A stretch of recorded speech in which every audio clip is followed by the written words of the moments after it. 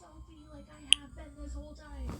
I want this to be done for real. She's endured so much over the past however long they've dated. Ça semble être bon, on va découvrir ensemble quelle boisson semble qui correspond à. Take care of Sophie Well, now. She don't need him. Oh my god, listen, if Sophie gets back with Rob after all of this, Kate is gonna be so hurt. She's gonna be so angry that she will probably not be friends with Sophie anymore. We'll see what happens. I gave her so many chances and he left me anyway. I feel stupid.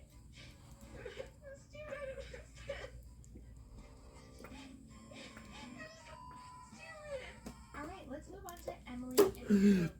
Ole. Emily and Toby just got done telling her parents about her pregnancy. And Emily's mom Holy. was like, oh god, she's gotta get the hell out, David. He promised us she wouldn't have a third kid here. And Dave's like, yeah, well, maybe they're just gonna stay until they find a house. That's why they're telling us this. And Mom goes, she's gonna want to stay here as long as possible, David. We gotta get her the hell out of here. So Emily and Toby come back to the parents after they put their kids to sleep. And the dad proposes that they find a starter home. It doesn't have to be their forever home because it's gonna be impossible to find your forever home as your first home. And she's like, yes, Dad, I know it's not gonna be our forever home. And he's like, yeah, just get a house that'll provide for you and your 3 kids right now. And she's like, well, Dad, I need to love my home too. Like, I want to go to my house and I need to love my house, okay? And they're like, oh, brother. Okay, Toby, what do you think? And he says, well, I think all the houses that we've looked at so far are livable. And Dad goes, exactly. See, Emily, you're never going to find a perfect house right now. And it's just important to find a house and go. Okay? For your own good, for your own family, for your own future. Okay? This is going to be good for you. And Kobe tells her dad, listen, sir, I promised you that we wouldn't have a third kid here, so I'm going to keep that promise. Even if it means renting, we will get out of here. And Emily goes, no, we're not, Heather. We're not renting, because the whole point of staying with my parents is so that we save money, okay? And her mom goes, Emily, you've been here for 5 years, okay? I think that's enough time for you to have saved enough money. Well, I definitely wasn't expecting this kind of reaction from you guys, though. Toby sides with Emily's parents, smart, but he also does it in a way that is not disrespectful to Emily. Honestly, I am always impressed by Kobe. I'm a Kobe stan forever and ever, through and through. But Emily's not happy with this. Princess Emily is not happy with this because remember, she is the princess and everybody must be on her side. So she was like, okay, even though my parents aren't on my side, I thought my husband would be on my side. Why? What? He can't be on your side. He doesn't have the same privileges as you do with your parents because you are their daughter. He is not. Do you understand? So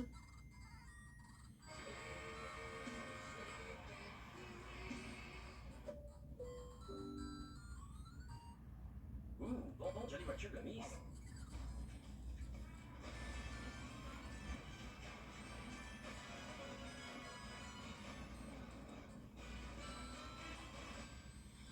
Un monde de saveurs déchaînées dans chaque bouchée.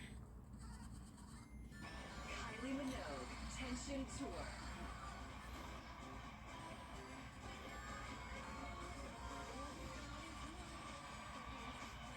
Kylie. Stuff, dude.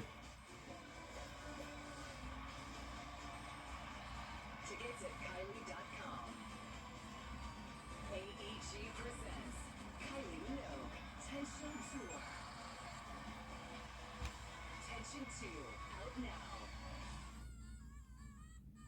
So Dad's starting to feel bad because they're focusing so much on like get out, and like this should be a happy time with Emily and her 3rd baby. So he tells her, please do not take this the wrong way. We're very happy that you're pregnant, but you have to get a house for your own good. Oh my god, if someone mentions I have to think about moving out, where is it not clear that I have said I want to move out and buy a home? We went and looked at houses. I am. Who got the realtor? I did. So it's not like I'm not the one taking the steps to go buy the house. And Emily's mad at Kobe too because he didn't have her back. And like, what the fuck do you want from him? He's in a shit position. He literally needs response, in my opinion. So yeah, Emily is hormonal. She's pregnant. She is very emotional. She's crying. She's like, oh my god, okay, oh my god, I'm so pregnant. I'm so emotional.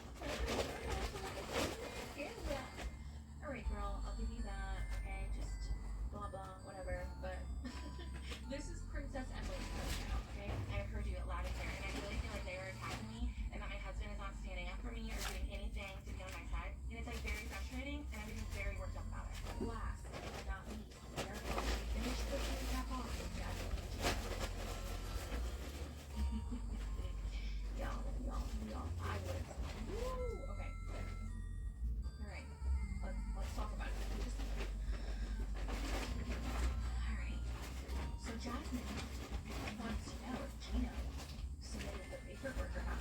Remember a couple episodes, no, not even a couple, it's been a while. She went to the lawyer with him. She really wanted her paperwork processed. She missed her sons. She wanted to visit them. She also wanted to work on getting them to America. And that can't be done without the paperwork processed and done. Did you see me fill it out? Yes or no? You know, I'm gonna ask you one last time. Did you submit it? You're not listening. Did you submit the paperwork? Yes or no? Don't tell me yes or no. You were there when I was filling it out. Do you remember that? Yes or no? Did you Do you remember that? Did you submit the paperwork? Yes or no?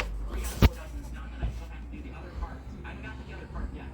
What do you understand about that? So you have. No! I Do it. I knew it. I knew it. I knew it. He wants to delay this as long as possible because he wants to make sure she is going to be a quiet, perfect little Stepford wife. You know, when Jasmine was saying the things like earlier in the season, he's trying to control me, he's trying to take away my freedom or whatever, you know, along those lines. I was like, come on, Jasmine, you were just doing too much. You were exaggerating. But now it's true.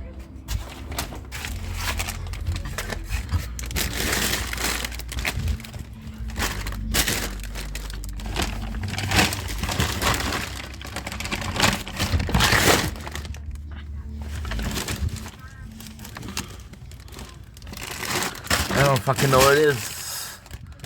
That is not good.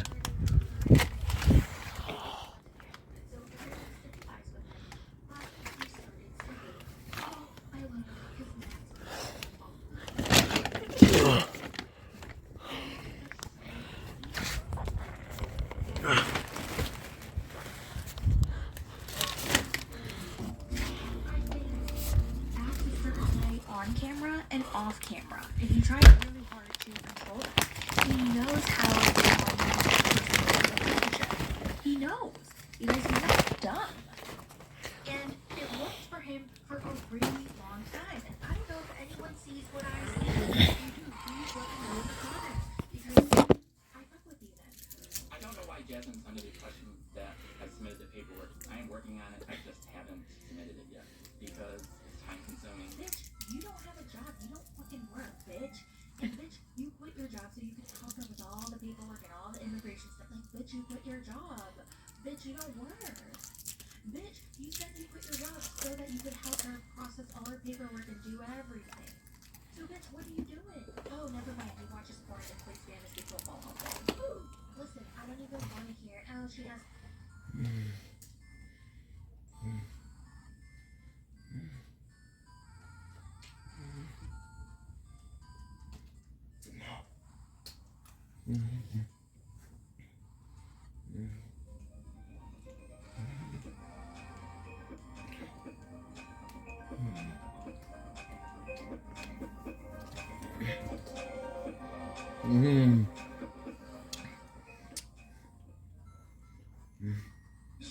As you can probably imagine, it's not a very nice story, but I like to think that it's something others can take something away from, be that a life lesson or whatever else. I was pretty wild in college. You wouldn't think it if you looked at me, but it's true. I did okay in my freshman year, tried to keep my head straight and focus on my studies, but then the sophomore party lifestyle hit me pretty hard. I've also always looked a little older than I was, so although getting carded was standard on campus, if I drove into the city, I could pick up a six-pack almost anywhere. And that was not conducive to a healthy study and party balance. I would eventually find myself forced to walk home from some bar at 2 a.m. and spent all my money on shots with no charge on my phone to call a cab. A normal person might have that happen to them once, but me, it happened at least half a dozen times that I can remember. The last time, I had just gotten back on the campus after walking maybe 2 or 3 miles completely drunk, and I was incredibly tired. I was sobering up, in a terrible mood, and all I wanted to do was get back to my dorm so I could get to that bottle of vodka that I kept hidden in my dorm. But then, I run into this kindly stranger. There's a guy smoking a cigarette outside his block, and he says something sort of soft as I walk past him. It was something like, crazy night, wild night, and I must have just grunted until I saw him smoking. I asked him to bum on him and did so. Then we made a little small talk before he invited me inside for a beer to charge my phone. This guy was still living in the dorms, albeit the nicer kind on the other side of campus, but having alcohol was still very much against the rules. Most heavy partiers had something stashed away somewhere, but this guy had a mini fridge that had beer cans tucked behind sodas. He said no one suspected him because he was such a nerd. He was kind of right, I guess, because he didn't give off party vibes, but I just found myself seriously impressed. Well, more just wanted to have another beer before I walked the final 20 minutes to my dorm, but impressed nevertheless. I go up to this guy's room, and there it was, beer, hiding in plain sight. I asked to use the guy's bathroom before we drank, and he showed me where it was. And when I got back, we talked and drank, and at one point, I knew I probably should have started walking back, but I figured that I could just rest a little longer. And that, ladies and gentlemen, is the last thing I remember. I woke up the next morning in the hallway outside the guy's apartment. I was fully clothed, but my shoes were out there with me. It must have been late morning because it was pretty busy outside, meaning people definitely must have stepped over me while passed out in the hallway. I felt like death, and I probably looked about the same too. I know I attracted a few looks as I sort of moseyed across campus and back to my room. I've been really drunk before, but never blackout drunk, and let me tell you, it was not a good feeling. I haven't even put it together why I've been cruising along just fine before that one beer knocked me out completely cold.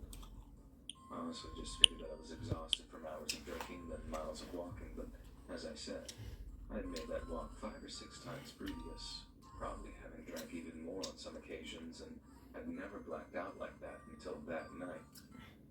I figured a lot of you probably have put it together already. Things are sometimes clearer from a distance like that, you know? But never underestimate the power of denial, especially when it comes to young men. I think a year went by before I was really faced with what had happened to me. I always knew in the back of my head, but like I'd already covered, I had that head buried firmly in the sand. In the 12 months or so since I blacked out, the same thing happened to multiple guys from our university, and even some locals too.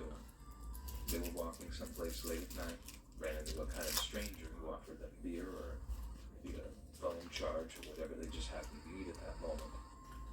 They then went to this guy's apartment or got into his car or whatever, and he offers them a drink. And then boom, they wake up hours later with no memory of the evening's events. You might think that it'd be those with clear ideas or suspicions that'd be the first to raise the alarm, but in reality, the opposite is true. The more of an idea that they had of what happened, the more compartmentalizing went on, allowing our seemingly kind stranger to get away with his crimes for a long time. It wasn't until a dude went to a doctor, having no idea why it hurt so much, that the cops were even informed that something was going on campus. Then I don't know how, but they caught up with the guy, arrested him, and then the whole story was in the media within just a few days. The cops think this kindly stranger assaulted anywhere between 18 to 100 different assaults in the space of 2 years. And you read that right. 18 confirmed, 100 possible. And I heard almost a dozen were almost talked into testifying, but withdrew one by one in the run-up to the trial itself. Testifying would mean admitting what had happened to them, something that some guys just aren't willing to do. I guess that applies to both sexes, but it especially applies to men. I know that because I was one of those who withdrew. I figured if so many others were brave enough to say it out loud, I wouldn't need to. But that's not how it works. The kindly stranger who invited me into his dorm room that night got more than 500 years in prison on account of the 18 separate accounts that he was convicted of, plus a bunch of other crimes thrown in there too. It was good news, but to me, it meant facing up to what had happened to me, which honestly has been the single toughest thing I've ever had to do. I've since worked with an organization called 1 in 6. Named so because statistically, 1 in 6 men will be intimately assaulted or violated at some point in their lives. But because of how little we talk about it, you think the number is much, much lower. Well, it's not. And if the issues I just discussed affects any of your viewers, I strongly advise them to go visit www.oneinSix.org. There's a lot of advice and information there. Just don't close yourselves off and suffer in silence. Because silence is the real killer. So back when I was in college here in Germany, me and a few friends of mine were invited to a house party one weekend. It wasn't sold as being some crazy all-night rave or anything like that, but since the drinking age is much lower than in the US, there had been a lot of beer, and it was certain to get pretty wild. In light of that, me and my friends were really excited. We knew that there were going to be girls, and being the young single guys that we were, we knew that would be a great place to meet some potential dates and, do some flirting. We arrived stinking of cologne, wearing terrible button-up shirts with our beer in tow, and then we set up in the corner, just sort of awkwardly, were drinking amongst ourselves for a while. But then the more we drank, the more confident we got, and slowly but surely we started to mingle. One of my friends started putting it on with a few different girls, and at first it was funny to watch him struggle. He was our designated driver for the evening, meaning that he hadn't been drinking and was therefore still very nervous and pretty clumsy. But then, he saw that the attraction to one of the girls was very much reciprocated. We were happy for him, but as much as I'd like to tell you that we were mature and gave him some space, that wasn't the case at all. We kept harassing him and his potential date, playfully of course, but it was still unwelcome. Eventually he told us to leave them alone because we were ruining his chances with her, and only then we finally respect his wishes and just leave him in peace. We were pretty drunk by that period, so we just went off and entertained ourselves so he could get some space. Now a little time goes by and we start wondering where our sober friend and his lady are. We looked around everywhere for them, checking all of the bedrooms in the house, but all were occupied with people drinking or smoking, and our friend seemed to be nowhere to be seen. Then, in the process of looking for him, we found the girl's friends, and after asking where the new couple was, we discovered that they'd gone out to my friend's car for some alone time together. We knew exactly what they were up to, and although the girl's friends made us promise to leave them alone, we just had to get a picture or two for posterity, being immature and whatnot, you know the deal. I fully admit that our plan made us total a-holes and that violating someone's intimate privacy is not only wrong, but also completely against the law, to be honest, and we didn't end up taking pictures or video of anyone that night, as you'll soon come to learn. In order to maintain the element of stealth, only one of us would creep up towards my friend's car before secretly recording whatever was going on inside. That was the plan, at least. And that person wasn't me, so the rest of us sort of held back at the party to make it look like we weren't doing exactly what it is we were doing. We talked to the girl's friends, kept them occupied, trying and failing to flirt with them until we started to grow impatient. All our friend with the phone had to do was run up to the car, snap a few pictures, and then run back with his prize. But longer and longer went by, and there was no sign of our friend with the camera phone. Unable to wait longer, I went outside to look for him, but instead of secretly filming our friend and his girl in the car, I found him sitting on the curb with no car in sight. He was on the phone with someone, so I figured shutting up and listening would get more answers than asking questions he wouldn't respond to. As I listened, I worked out the call was obviously a serious one by the end of it. I was almost certain that, number one, he'd been crying, and number two, that the call sounded like he'd been with the police. I asked him where our friend with the car was, and he just shook his head and told me we need to leave. When he looked up at me, it became clear that yes, he had been crying, but why? He didn't tell me until we took a taxi back to his apartment, and over a few more beers and some cigarettes, he told me what happened. He tried to take some pictures as planned, but when he got to our friend's car, he found him in the passenger seat alone. His head was in his hands, and he was in this terrible state with tears streaming down his face. My friend with the phone kept asking what happened with the girl, over and over, but our friend with the car wouldn't say anything. Wouldn't or couldn't, I don't know. But my phone friend walks around to the passenger side to climb in and talk to him with some privacy, and he asks again, what happened? And our friend with the car just points to the back seat. And that's when he realizes that our friend isn't alone in the car. He never was. And under the blanket on the back seat, he recognize the shape of the person. It was the girl that he'd been with, and she wasn't breathing. But when my friend with the phone asked what had happened, our friend just kept saying, I don't know. At first, he maybe thought that the girl had a seizure, or maybe a freak heart failure, and he kept saying to call 112, which is the emergency number here in Germany for fire or medical. But my friend with the car, he wouldn't call. He kept saying things like, just wait a minute, I need to think, and other things to delay my other friend. My friend with the phone said that he jumped out of the car out of instinct, realizing that he was getting his DNA and all of those things on what was now the scene of the crime, being very paranoid. There was no other reason why he would refuse to call the emergency number or try to delay in any way, or why he'd cover her body instead of just running to get help, or maybe even trying to get her out. My friend with the phone then told the other to get out of his car, but he wouldn't. He just suddenly started the engine and drove off before my friend could stop him. He then was faced with a choice: run and get us, which is what he really wanted to do because he was completely freaked out, or do the right thing and be a man and just call the 110 number instead, which is not the number for medical, it's the number for the police. We later discovered that the friend with the car had somehow suffocated this girl, although we never found out exactly how. He planned to drive into the River Main to take his own life and hide what he'd done, but he couldn't go through with it, and was found by the police and subsequently arrested. He pled guilty to everything to try and get as little time in prison as possible, and for a while it was a big story. But now for most people it's half a forgotten memory, really.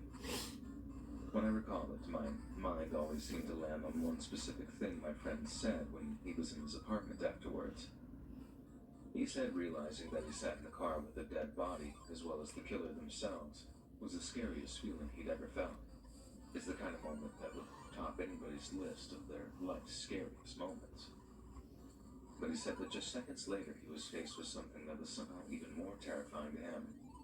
He was terrified that one of the dead girl's friends was going to ask him where she was, and now he wouldn't be able to tell her. I just tried to be the best friend I could to him, and get him away from the party before his worst fear came true. But I also understand how selfish it was of us not to warn anyone what had happened. Those girls might have carried on partying for a while, not knowing that one of their close friends was gone forever.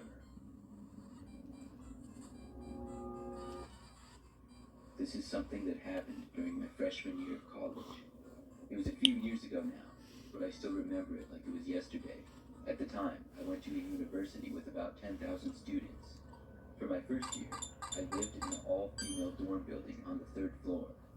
There were 4 floors total, and I had my own dorm room all to myself. On probably the 3rd or 4th week of school. How's it a year?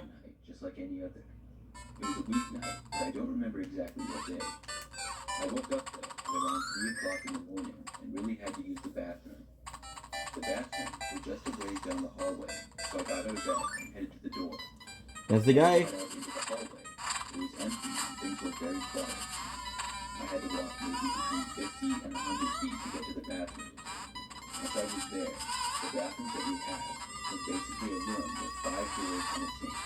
Each door was its own little private bathroom. Nobody was inside, and all the doors were open when we got there. Not surprising. Super easy. As I was inside one of the rooms, I heard footsteps come from the hallway. Whoever it was, when I entered the bathroom, I went into one of the rooms across from me. I didn't think too much of it. I was inside for maybe a minute and then left. When I did, the other person was still inside the one across from me. Basically, right when I got back into the hallway, I heard the other bathroom door open. Then, when I was maybe 30 feet away from the bathroom, walking to my room, I heard them start walking in the hallway behind me. I still didn't think much of it at the time, and I expected it to be another girl. But something about it just seemed odd. I don't really know why. I looked over my shoulder to see who it was, but when I did, I saw that it was a man. And it wasn't a college-aged man either. This guy looked much older than me. I was really confused by this. I turned back and kept walking to my room. But instantly, I heard the man speed up his steps. He was walking pretty fast and starting to gain on me. I got a really bad feeling and I sped up as well. By now, I was pretty close to my door, and I hadn't locked it with me only going to the bathroom. That was good, meaning I could get inside faster. I could hear the man still getting closer and closer to me, and I started to feel panic setting into my mind. Now, I was only about 10 feet away, and the guy was less than 20 feet behind me. When I got to the door, I quickly opened it, got inside, and then shut the door and locked it behind me. Probably a second later, the guy stopped right outside my door. He then tried opening the door, and my heart started racing even faster than it already was. Then he knocked on me. I had no clue who this guy was or what he wanted. I knew that he wasn't supposed to be here, though. I chose not to answer the door. I also didn't bother to ask him what he was doing or who he was. There was about 30 seconds of silence after he knocked. I was hoping that he would have gone away, but then he knocked on the door again. It wasn't a very loud knock at all, and after he knocked, I walked over to the door and looked through the peephole. He was sort of short and wearing a black jacket and had sort of blonde hair. I didn't know who Perfect. he definitely didn't work at the school or anything either. He knocked again for a third time. I really wanted him to just go away. There was no way that I was going to be able to get any sleep with this guy here. He didn't say anything the entire time, but was just standing there. I went away from the door and sat on my bed. I waited, and the guy didn't knock for a really long time. But when I went back over to the door and looked out, thinking maybe he was gone, the guy was still there. I didn't know what to do. Aha. I walked back over to my bed. Then the guy knocked one more time. It was really quiet, and I just barely heard it because of how quiet it was. I didn't get up to look. I stayed where I was, and probably 10 more minutes went by. I didn't hear any noises and got up to look again. That's when I saw that the guy was finally gone. After that, I was finally able to get back to sleep. The next morning, I found my resident advisor and told her about the man. She said that she was going to report it. Luckily, I never saw the guy again after that. A few days later, though, I found out that the man had been let into the building much earlier that night.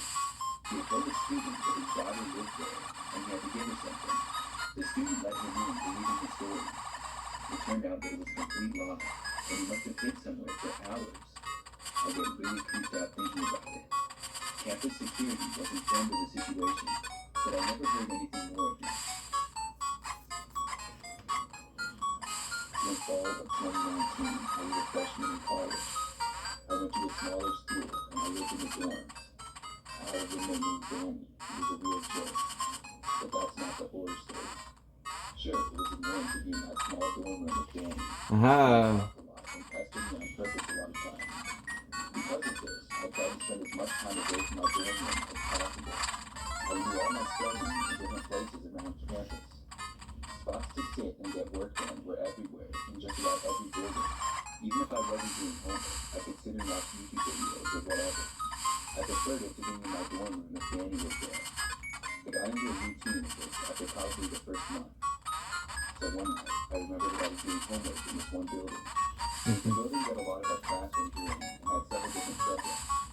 There were about 4 floors here, and I was up on the 3rd or 4th floor, but I don't remember which one. I was in a comfortable chair that had a table attached to it.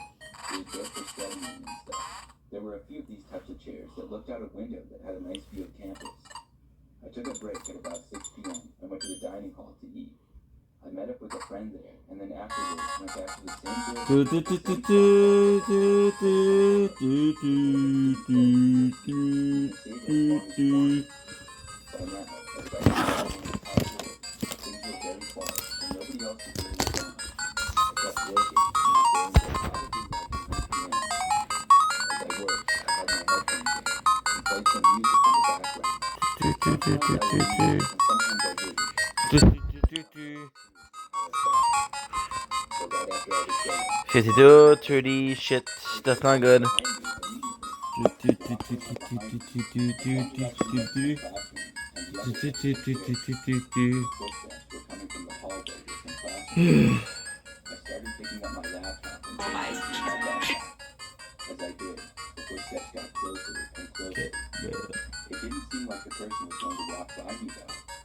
Good, good, good. I turned around to look and see who it was.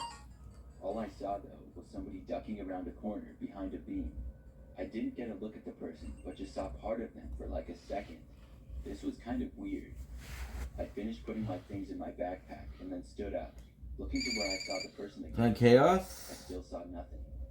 Is it I ruin? walked over to the stairs and left the building. I went back to my dorm after that. Kind of chaos. It doesn't The very ruin. next day, there was a similar experience. This time, after studying in a different building, I went to the Performing Arts building to study that night. This building is almost always pretty quiet. There were much less classrooms inside of it, and unless there was a concert or something going on, not many people would be there. I studied in peace for basically the whole time, and saw only about Know exactly where to go. people walking by in the entire time that I was in there. For the last 2 hours probably, I saw nobody at all. The location that I was studying in No. was on the first floor and next to a staircase, where there was a table and chair set up It for study. is the right one, but it's not the right one. Kind of out of the way, but there was a hallway going past, and another one that connected. I did not have my headphones in this time. I could hear everything around me. Things were very quiet, and it soon got to be kind of late. At one point though, I heard footsteps coming from down the hallway. Just when these footsteps were about to get into my view though, they stopped. It was like just around the corner, so I couldn't see.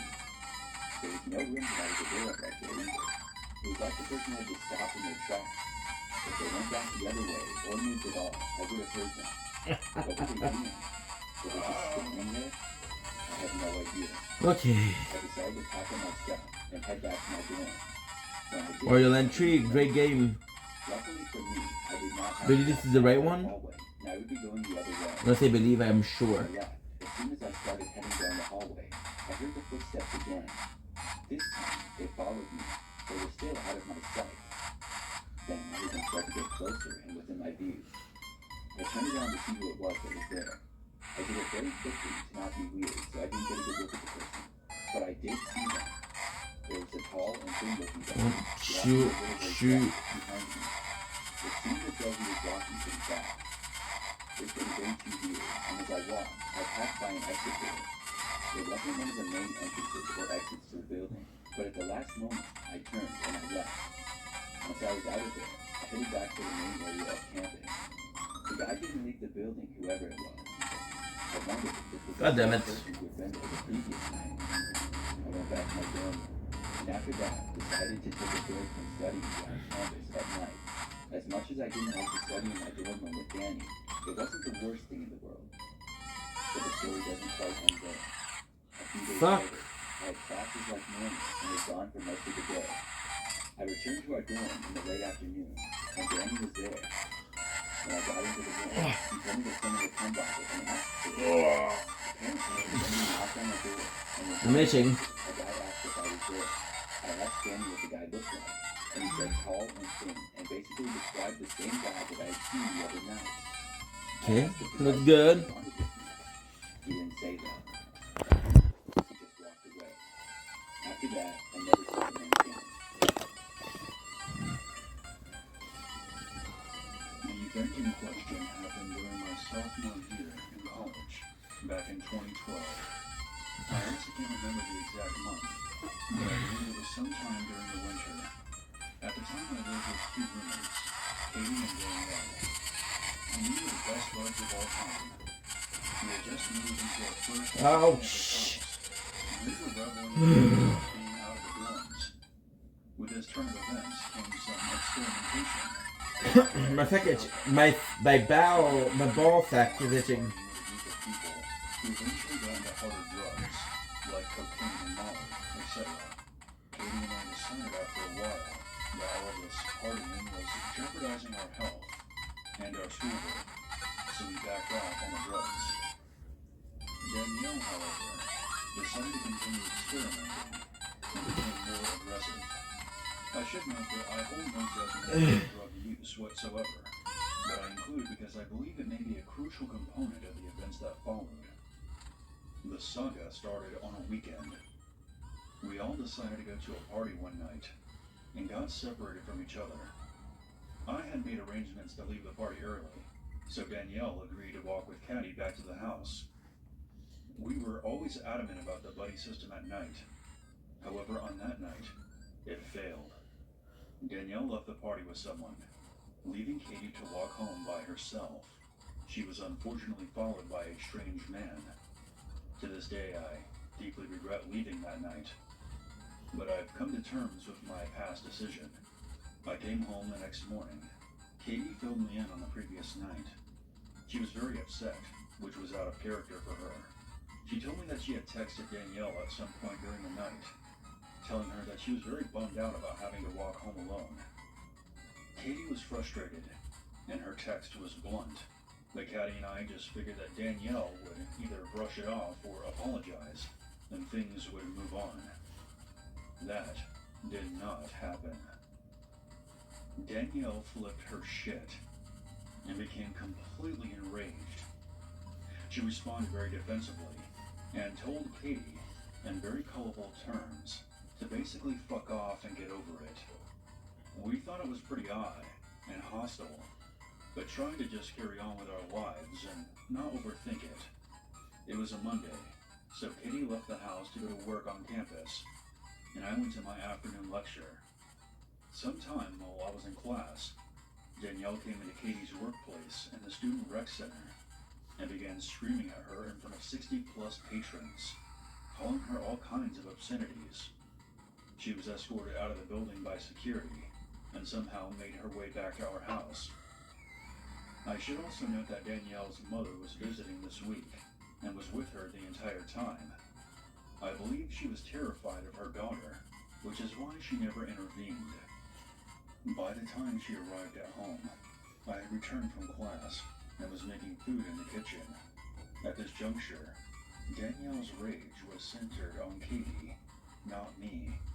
I tried to let the two of them work it out without my intervention, but Danielle cornered me in the kitchen and told me how angry she was with Katie. I have never seen rage in someone's eyes like that.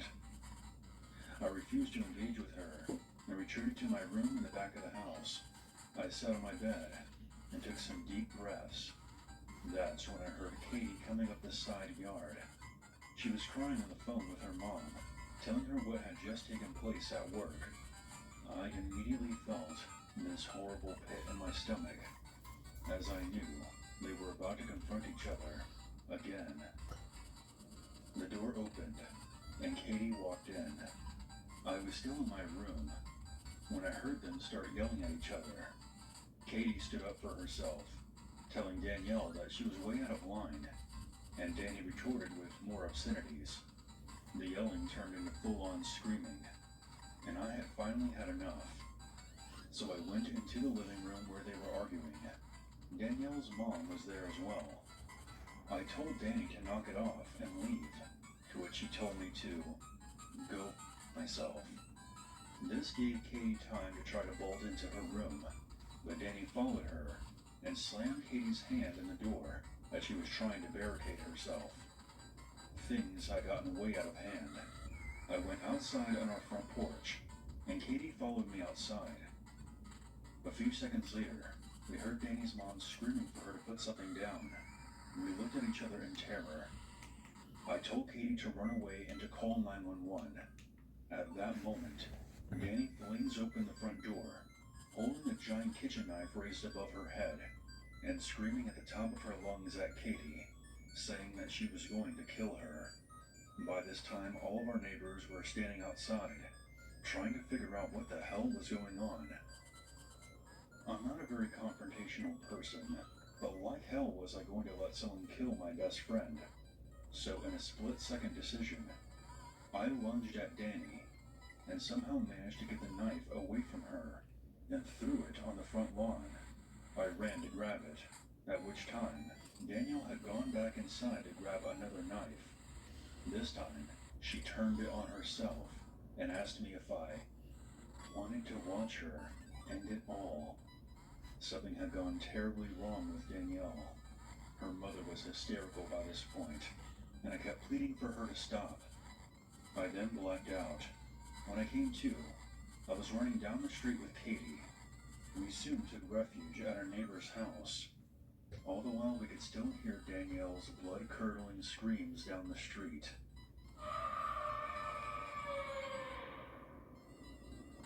We were totally shell-shocked, but grateful to our neighbors for helping us out until the police came. We saw the cops show up a short time later, along with a crisis unit.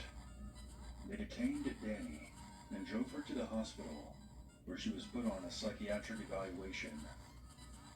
Katie and I never saw Danielle again, and we stayed with some mutual friends for a couple of weeks before returning to that house. We moved out at the end of that year, as the place harbored too many bad memories for us.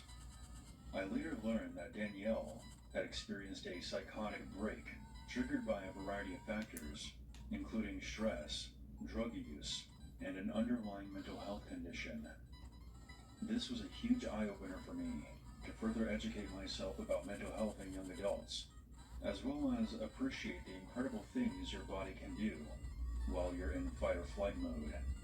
It's also taught me a lesson to trust my gut more, as my spidey senses had warned me about Danielle before, but I ignored it.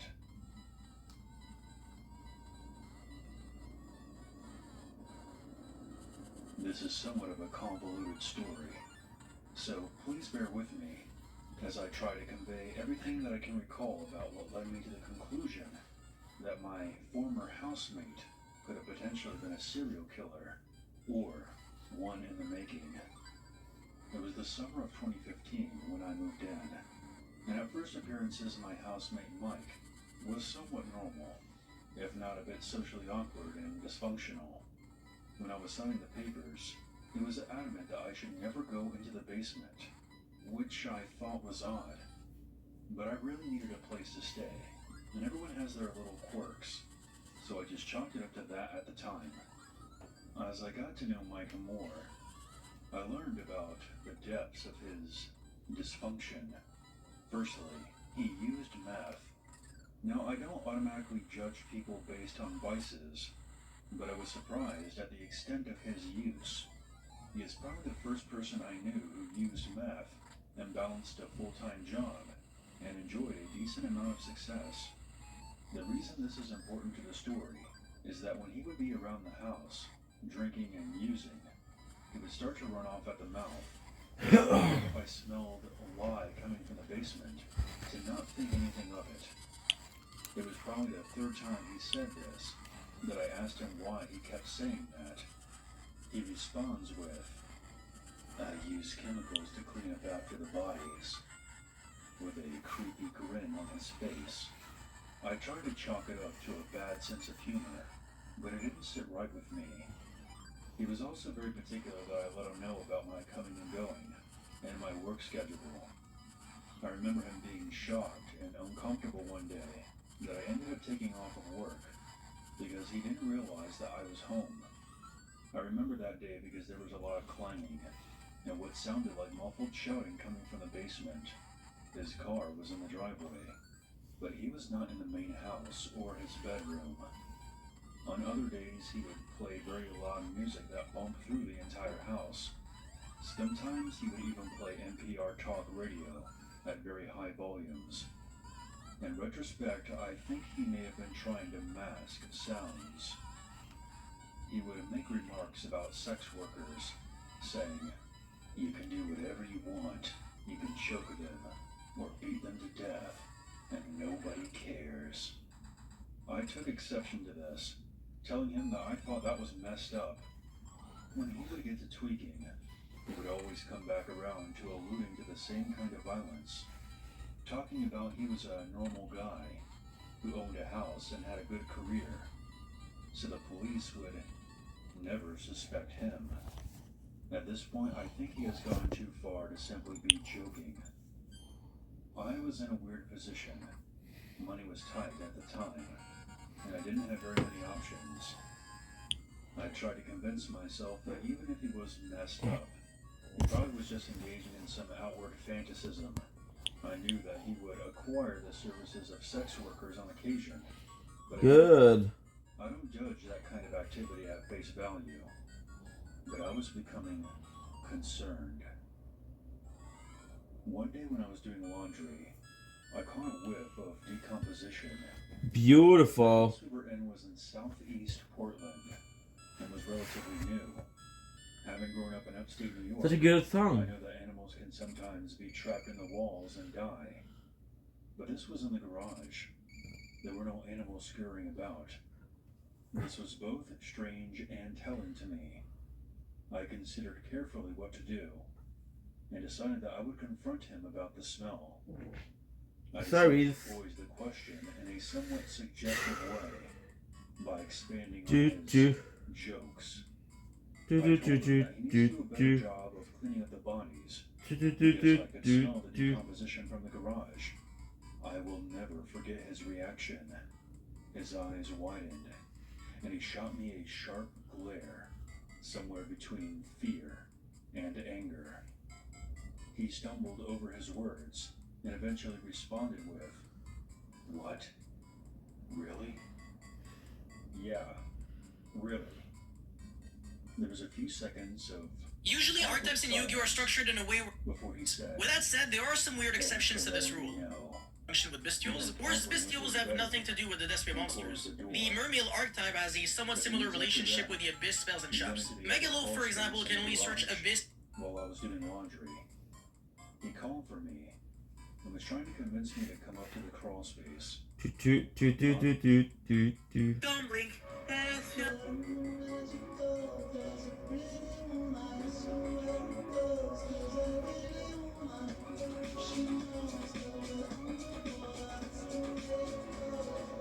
Five, oh, thank you. Voici les nouvelles salades de thon Cloverleaf. Le nouveau chai glacé à la Sri Lanka. Vous pouvez vous attendre au bon goût de l'océan. Cloverleaf, goûtez-les et constatez.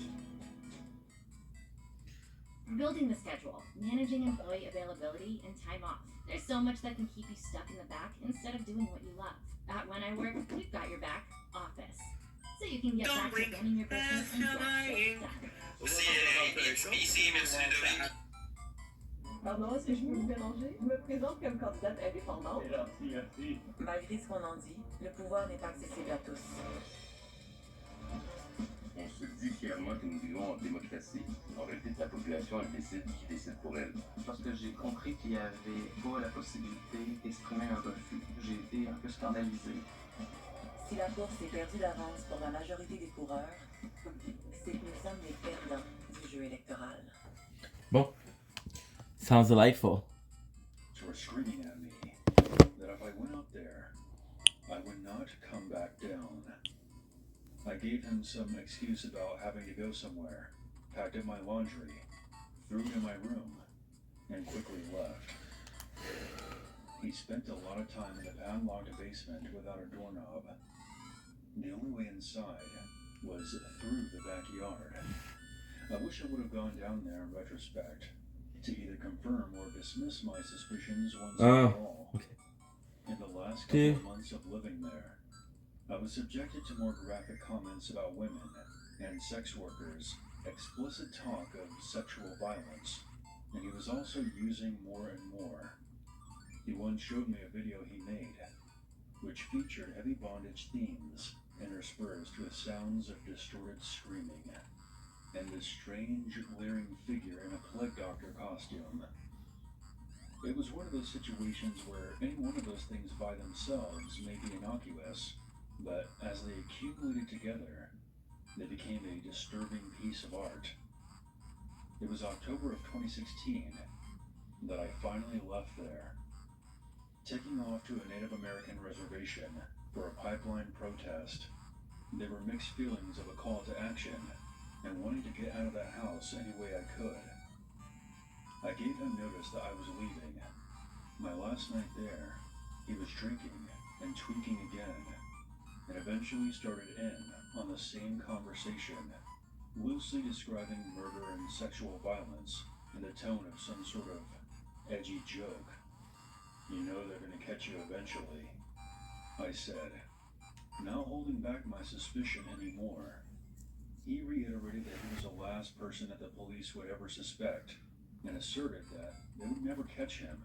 He said this in a very serious and concise way, dropping the pretense altogether. I left the next morning. This haunted me for months, then a year, then a year and a half. It felt as though I hadn't done anything, and the guilt was eating away at me. So I called the Portland Crime Stoppers and put in an anonymous tip. When I did, the operator started going back and forth, putting me on hold, because the phone call had piqued the interest of the police sergeant who was assigned to the call center. So they were asking me detailed questions about his vehicle, the house, the methods he described, etc. It seemed like they had taken an interest. I gave them as much information as I could, and left it at that, feeling just a bit better that I at least tried to do something about it. Fast forward to recent times. I told my mother all about this, and she became very interested, asking what house this was, and she ended up pulling it up on Google Maps and put it up on Street View. I noticed that there was a large enclosed trailer sitting in the driveway that wasn't there before. I could provide a few theories as to why it might be there, but cannot put together a practical reason for it. Admittedly, this is pure conjecture, but I can't help but wonder. I doubt that I will ever get closure, or have my suspicions validated, unless he finally gets caught and arrested. I have interacted with many sketchy and unsavory people in my life, but none of them have ever left this kind of impression on me. Make of this what you will, but I hope I never see him again.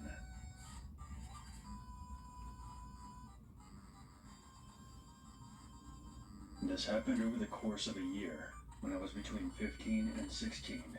I'm 20 years old now, and it's only been recently revealed to me just how messed up the situation really was. I was obviously still living at home at the time, but my sister, who is 7 years older than me, had moved out and was living with her now husband, his high school best friend, and some other guy who they met through one of those find a roommate sites.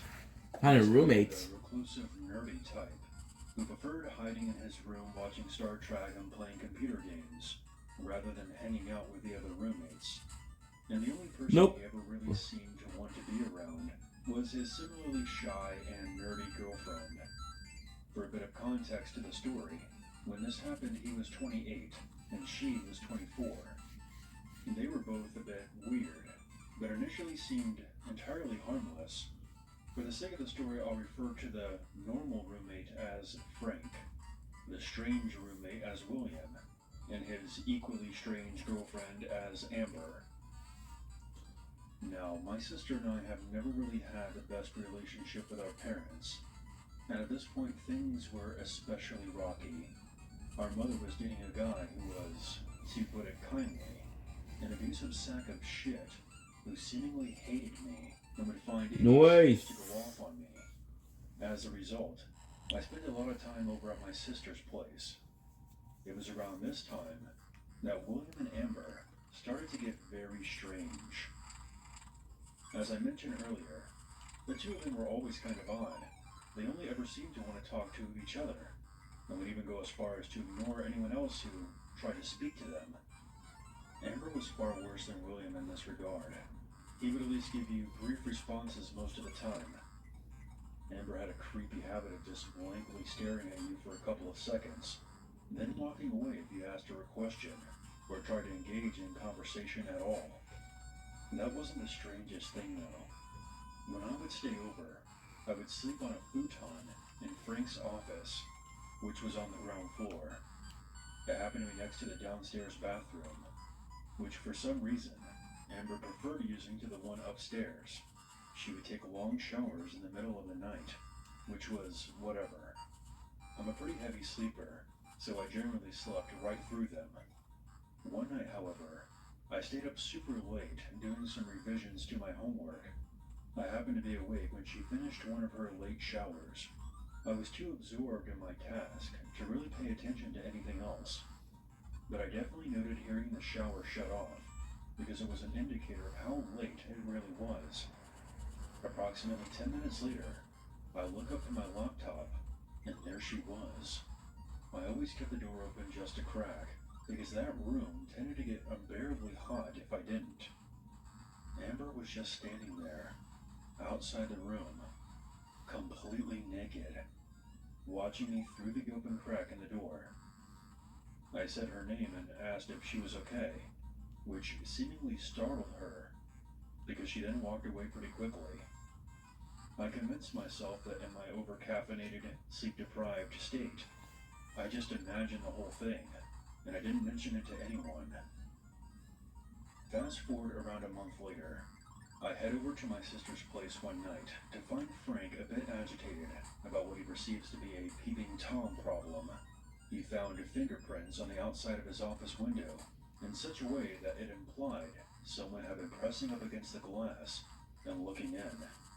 The blinds in this room were slightly too small for the window, so you could see in from the outside, and the room was in the front of the house, with the window easily accessible from the street.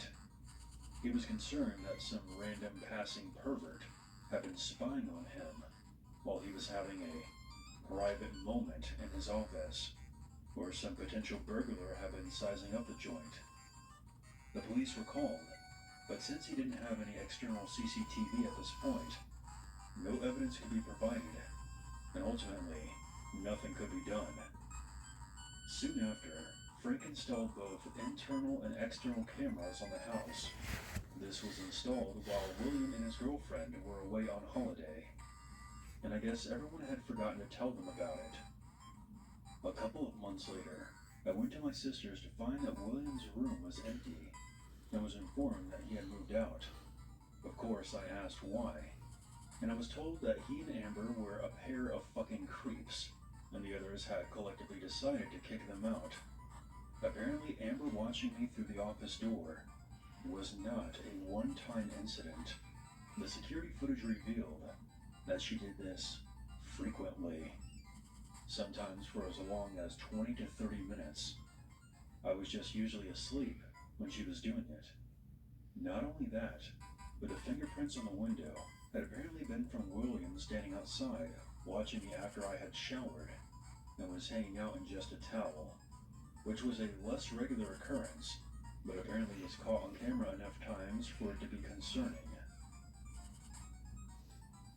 As if this wasn't creepy enough, I was recently hanging out with my sister and her husband.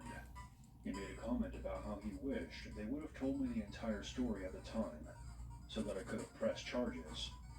I asked him what he meant by that, and he explained that not only had they been secretly watching me, but the footage also showed they had messed with food and stuff that I brought over, depicting William licking all of my apples, and Amber spitting into my orange juice, even dumping regular cow's milk into my lactose-free stuff, which explains why I had a period of feeling sick out of nowhere. Apparently, when Frank barged into their room to confront them about it, he not only found several shirts I thought I had misplaced were stolen by them, but they literally hung them up on the wall, along with several drawings of me sleeping and poems about me, whose contents I don't know, and really don't want to know. After seeing this, Frank gave them an ultimatum. You have 2 hours to get the f out of this house and never contact any of us again, or I'm calling the police. They took the former option, but I still feel sick thinking of what they were potentially planning for me.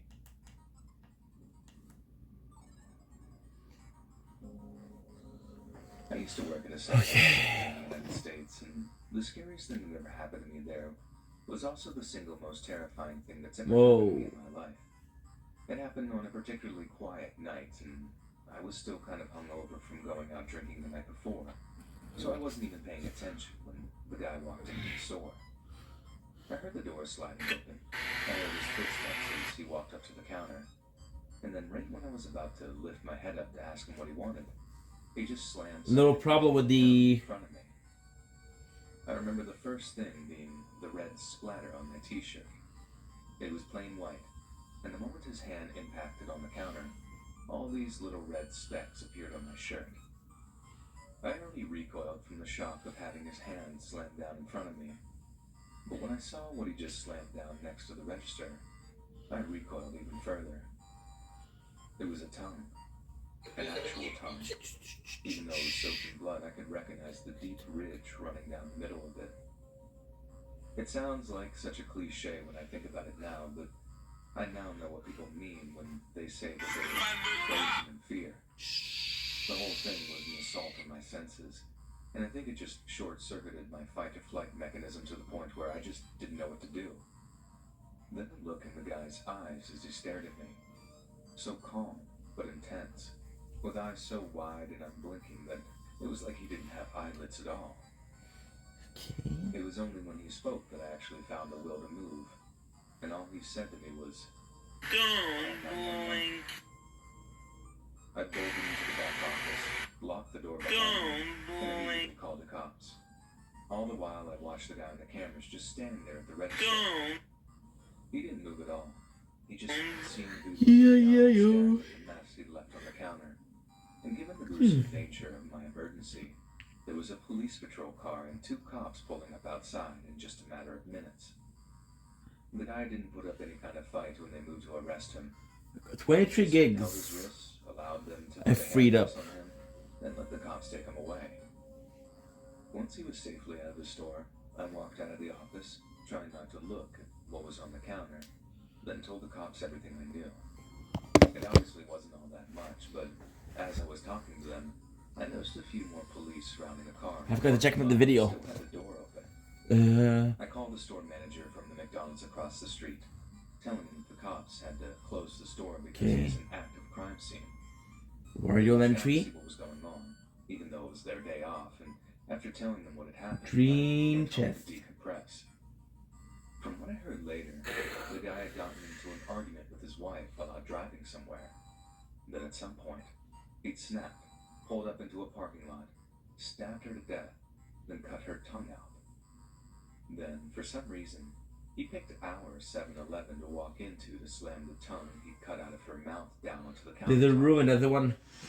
I was allowed to take a little bit of time off work after the whole thing, as I just couldn't face going back home so soon. sans produits laitiers Bessel ne Even sort pas when de I la did go vache, back, mais I est-il was bon on en cuisine? edge the whole Is it time good for for cooking? the first couple of Yes. days. And I just couldn't seem to shake the image of that bloody tongue just lying on the countertop right in front of me.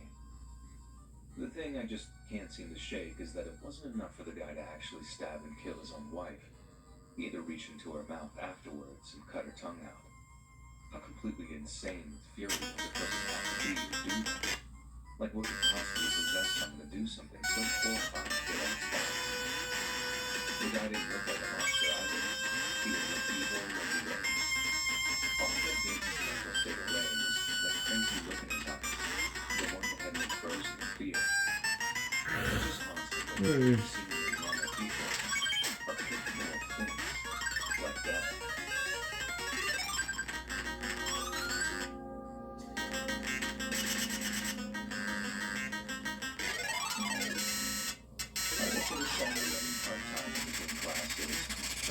Okay, shout out to the guy. Customers in the early afternoon. I don't know what to do.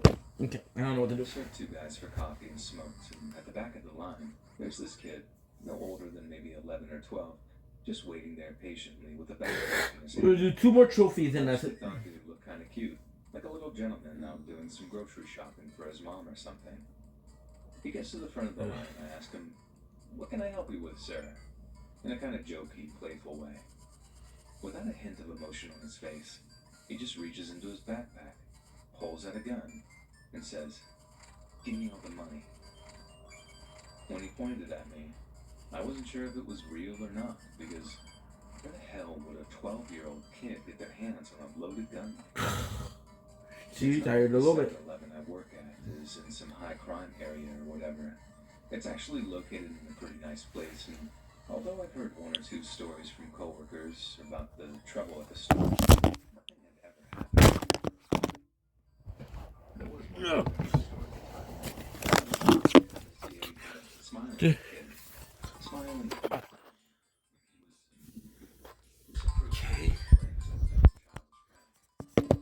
Okay, and you're gonna be here. I trust you. I tried calling this kid's bluff and asked him something like, "You shouldn't point toys like that, sweetie." But I don't think it's real. The kid responds by cocking the gun, and it has this real metallic sound and sends this kind of shock of fear running through me.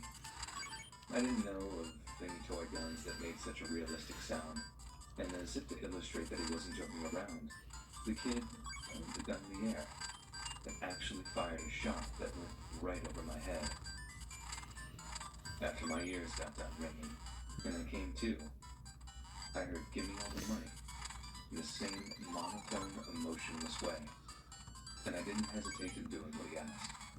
I put as much cash as I could onto the countertop, and watched him fill his backpack with it before he just walked out of the store. I think the thing that scared me so much about it was that the kid just didn't seem to realize the gravity of the situation. He definitely seemed like he had something missing about him. Like he didn't understand that he could have actually killed someone over whatever dumb thing he wanted to buy with that money, be it video games or candy or whatever. Okay, that's actually pretty good. At least a grown-up armed robber understands that the gun is just a means of getting what he wanted, and it's not a good idea to fire it or whatever, just in case they accidentally shoot someone in the face. I get the feeling that even if I'd even tried to resist or tell the kid no, he'd have just shot me, because it's what he assumed he should do. It's almost surreal to me how the closest I've ever been was at the hands of a child. Someone who should have been so innocent and carefree and full of love, but instead just felt nothing.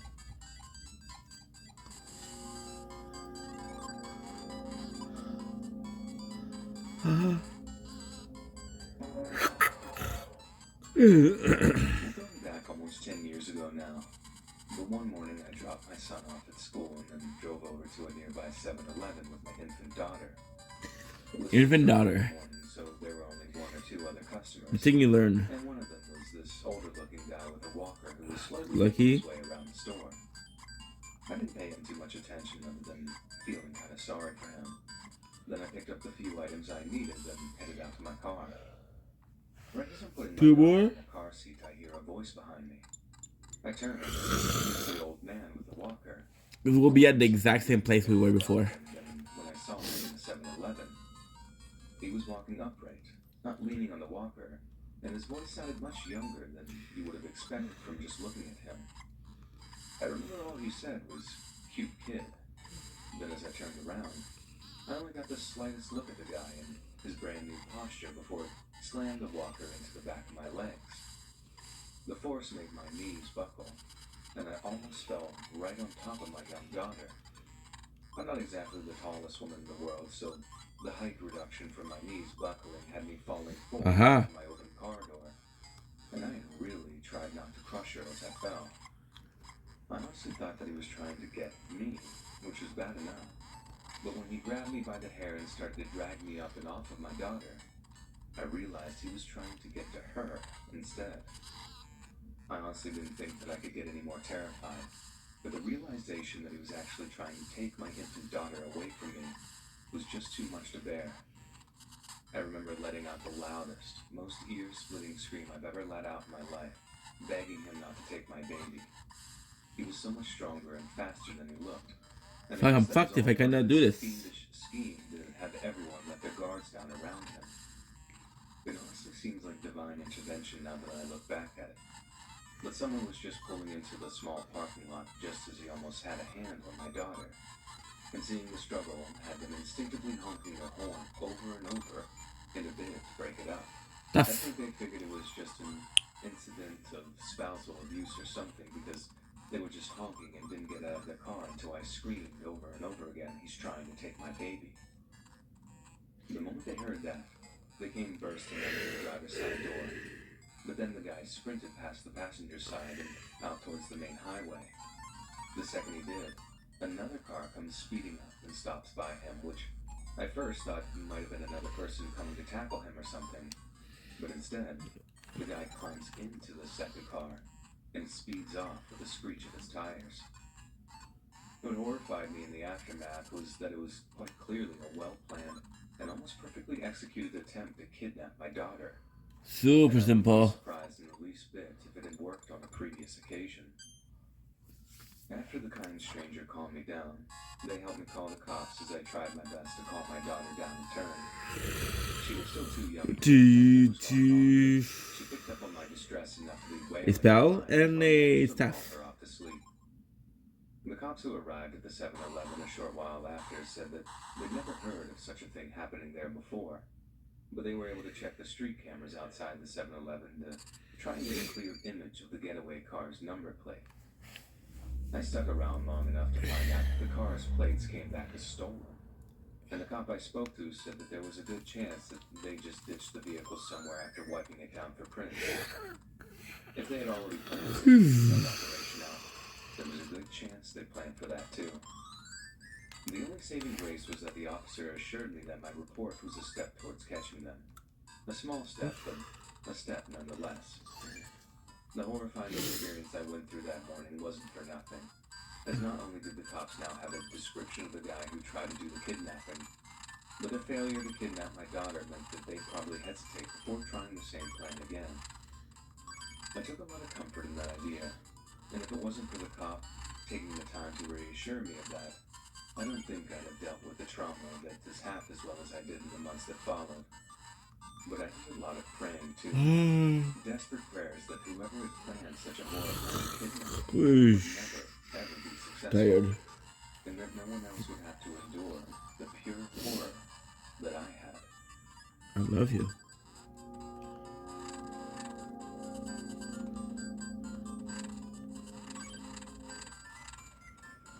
During a time when I was done with college and wasn't able to find a job right away, I took a job at a 7-Eleven because I needed money. I worked mostly late night and overnight shifts. What I liked about this was that there wasn't many people that came in, and I would have a lot of free time by myself to play on my phone or listen to podcasts. I was always a night owl, and I didn't really like staying up all night when I would have to work those hours. Didn't I see biscuits? About 2 months. And one night, I was working by myself very late. It was probably 2 or 3 o'clock, What ain't? but I don't remember the exact time. The location that our 7-Eleven is at is on a road just Well, did I do outside, 10 minutes? Okay. and we're really busy during the day. Fucking Not so fire. much at night. We got several customers early on, and for the first few hours, I had quite a bit to do actually. But now, we would get only like one person every 20 minutes or so, and I started to get bored. I noticed in the back corner of the store where we had the soda machine and icing machine, there was a spill on the floor. Seeing as though we didn't have any customers, I decided to go over and mop it up. I left the counter and walked over to the back through the bathroom where we kept the mop. Should I kill him? To the corner where the spill was. I saw the spill. Looked like Coca-Cola. Thankfully, the floor hadn't gotten all gross and sticky yet, and the mop was working well. As I was mopping, I suddenly heard the sound of the front door opening, and somebody walk inside. Realizing I wasn't at my counter, I rested the mop against the wall and looked over to see who had entered our store. Where I was, you couldn't see the front door, and whoever was in the front door couldn't see me either. I could, however, just see the front counter. I saw somebody standing at the front counter with their back to me. They seemed to be looking around as though they were looking for someone who worked there. Realizing I needed to go back there, I took a couple of steps over to them, and as I did, I noticed them turn, and their head went to the side. They hadn't noticed me, but I did see them looking to the side, revealing that they were wearing some sort of mask. It appeared to be a really creepy-looking clown mask. I then noticed he was wearing a dark blue jacket, and his right hand was in his pocket. Immediately I got a bad feeling, as if he was up to no good, and possibly looking to rob the place. I froze in place, telling myself to stop being scared for no reason, and to just go. I thought, what are the odds he's trying to rob the store? It had never happened before. But as I was standing there, I watched the man then go around and behind the counter himself. As a pure reaction to this, I jumped behind the nearest aisle and hid. I could hear the man messing with stuff behind the counter, and it sounded like he was going through the cash register. I figured he was in fact robbing the place, and as I was hiding back there, I decided to call the police. I got out my phone and dialed. The 911 operator answered the phone. I suddenly heard the man go quiet from whatever he was doing and say something. Out of fear, I quickly hung up the phone and held my breath. I heard the man shout from behind the counter, asking who was inside and to come out now. He spoke in a loud and demanding tone. I wasn't going to go. I was way too scared to move. At this point, I just wanted to get out of there. I knew our store was being robbed, but they didn't pay me enough to try to stop this guy. I just wanted to call the police again, but obviously the man could hear me if I did. I heard his footsteps moving out from behind the counter and get a little bit closer to me. But then they stopped, and I didn't hear anything. I was not moving a muscle, and I was being as quiet as I possibly could be. Then, I heard the door to the building open and shut. I guessed that the guy was leaving, because I didn't hear anything else for about a minute after that. Finally, I got up and slowly took a few steps out. I still heard nothing, and knew this had to mean that the guy was gone. I walked over to the counter to examine what exactly the man had done, and how much he had took. When I got there, though, I passed by the front of the counter where I could see clearly outside. I saw that the man was standing right in front of the door, looking inside, with his creepy clown mask still on. I jumped back when I saw this, and the man started to walk inside. Okay, last I one. ran back towards the end of the store where I had hid before, and I heard the man come in and So this game, come out and stop hiding like a baby. His footsteps were fast approaching mine, and I knew I probably wouldn't be able to hide from him this time. I was ducking down and quietly moving through aisles to try to hide from the man. This continued for probably a minute, and I knew I couldn't keep this up for much longer. fuck. I could hear where the man was, but suddenly, I heard the man yell a curse word, and then run back to the front and leave the building again. I was confused, but this time decided to stay hiding. Out of curiosity, though, took a quick peek outside. This time, I saw a police car in the parking lot, and it turned its flashing lights on as I saw another car starting to drive away. I stayed hidden until I saw the police stopping the man, and I knew it was safe. I guess my call to the police had gone through, even though I hadn't been able to speak with him. Luckily, the man was caught, and after this night, I decided I didn't want to work overnights again. I still worked there for another 2 months, even working late shifts, but didn't have to work by myself again.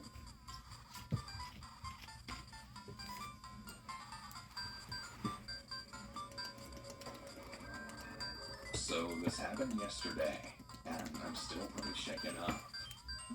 Just for some backstory, I'm a 25-year-old female, and my boyfriend and I both have jobs where we can work from home in an office. I was extremely tired yesterday morning, so I decided to work from home as my boyfriend went into the office. So I was alone all day with just my dog and cat at home with me. The day was normal as any other work day from home that I've taken, until about 1:30 p.m. This is where things took a turn.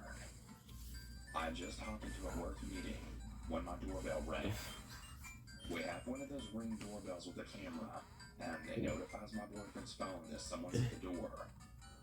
I texted my boyfriend, and I asked if he could check who it was, and he said it was an older man who looked kind of sketchy and did not answer the door. So I ignore the door and go back to my meeting. 20 minutes later, I'm done with my meeting, and I decided to check my phone.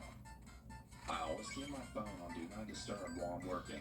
And as soon as I checked it, I noticed all of the calls and texts that I missed from my boyfriend. And I immediately called him back, and he frantically asked me why I haven't been answering. I told him I was in a work meeting, and he tells me to look out the window, as the man hasn't left our property yet. I very quietly walk over to the front windows of our house and peek out. And sure enough, the man's in our driveway. He had parked his old beat-up truck Holy in fuck. our driveway, and he was looking back and forth very sketchily. He had on dirty jeans and a dirty gray tank top. I immediately run back to our bedroom, and at this point, my heart is pounding in my chest. I tried to comfort myself by just saying that maybe he had the wrong house. But no. The man began looking through our windows, trying to see inside, and he proceeded to try and open our back gate, which was locked. As I mentioned earlier, I have a large dog, and at this point, my dog is snapping and growling at the front door. As I still had my boyfriend on the phone, and he was actively watching the man on the camera app on his phone, I asked him what I should do since I was in full panic mode and completely alone. Call 911, he firmly said. I did as he said, and with shaky hands I called. While I waited for the police to arrive, I texted my mom to let her know of the situation, and she immediately dropped what she was doing and said she was on her way. The man was still snooping around the house and looking through our windows. At this point, I had no idea what his intentions were, but by the looks of it, they didn't seem good, and I was really afraid he would see me. As soon as the man saw the police coming down the road, he hopped in his truck and sped off. I ran outside with the officer, And at this point, my mom had arrived as well. In tears, I explained what happened. And thankfully, my mom got the man's license plate number. The police took his license plate number, as well as description, and they told me they'd be on the lookout for him. I know this may not seem as scary as some of the other stories here, but when you're alone, and there's a man looking through your windows and not leaving your property, you have no idea what his intentions are, and it's absolutely terrifying. I wasn't able to sleep last night because I was so terrified. Oh, we're good. To try and finish what he started. I'm hoping the police call me with an update, since we have the license plate number. And if they do, I will provide an update. And to the strange man who wouldn't leave my property, please don't come back again.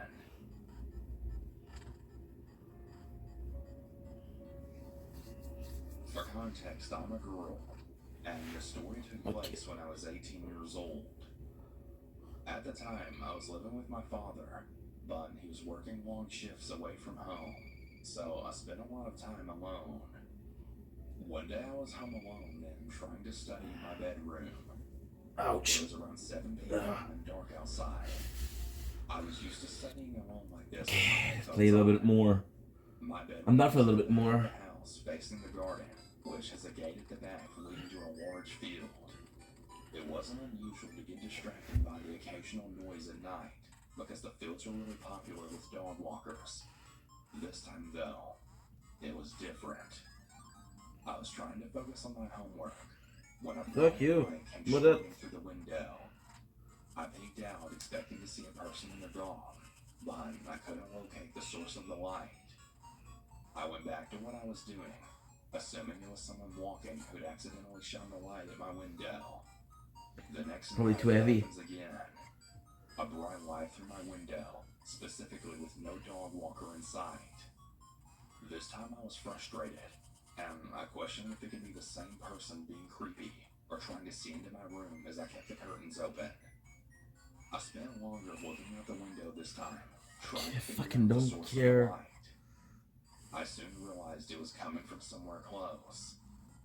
It was coming from my own garden, and the gate connecting to the fields seemed to be open. My heart started beating really fast, and I didn't know what to do. I quickly texted my dad, saying that I thought someone was in the garden. He told me to make sure that all of the doors were locked, and that he'd be home as soon as he could. I snuck down the stairs as quietly as possible, not wanting whoever was outside to know I was there. I checked the front door, and thank God it was locked. I crept to the back door facing the garden, and just as I was about to check it, I then saw the handle going down, like someone was trying to open the door. Thankfully that door was locked too, but they did try a few times to open it. By this point, I was absolutely terrified and shaking. I heard them try and pull at the kitchen window as well, but they had no luck. I tried to get a look at the person, but all I could tell was that they were white and tall. It was too dark to pick out any features. They seemed to be getting frustrated now, and then started banging at the window, like they wanted to force it to break or open. I looked towards the front of the house, and my dad's car still wasn't there, and I was getting worried. Then by some miracle, I heard my neighbor's back door open, and their large dog barking loudly. They must have noticed the stranger, and then let out their dogs to scare them away. And it worked. I haven't seen them around again. I've never been so thankful for my neighbor's loud dogs before, and now I always check the doors are locked, even more than I used to.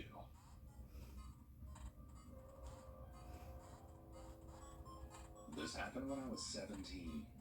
I'm 22 now, and still thinking about it haunts me to this day. I was at my house on a Friday night. My mother was out of town for the weekend visiting some friends, so I had the house all to myself for the weekend. That night, I invited my friend Dan over for the night, and we decided to watch a scary movie.